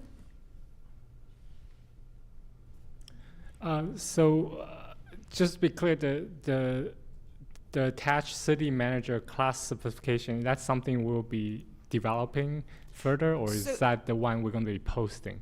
That is not what's posted. That's the starting point of the requirements for this position. So those are the defined expectations from that role, the skill set, the knowledge, the ability, and their background. Right. And then as we meet with Raftelis and as we meet individually, that's where we'll actually look more and deeper dive into those desired attributes. And then collectively put them together, and then we'll draft what we believe would be the ideal candidate profile so that we can start advertising. And that will be with your input as well. Okay. And Raftelis. Raftelis, yeah. Yeah, and thank you for providing more information about them. I now have much more confidence in them knowing what they did, and they will be meeting with our two new councilor-elect as well, right? Okay. That's the intention. Okay. Yes. Okay, sounds good. Thank you. You're welcome. Mayor, I move to adopt the hiring standards as presented. I'll second. Thank you. It's been moved and seconded. Is there any additional discussion on this item? Seeing none, all of those in favor, please say aye. Aye. Any opposed? Seeing none, the motion is adopted by unanimous vote of the council. We don't have any non-agenda items. Thank you. Or executive session. I would entertain a motion to adjourn. Mayor, I move to adjourn. I'll second. It's been moved and seconded. Is there any discussion? Seeing none, all of those in favor, please say aye. Aye. Any opposed? Thank you so much. We are adjourned. Good night, Tigard.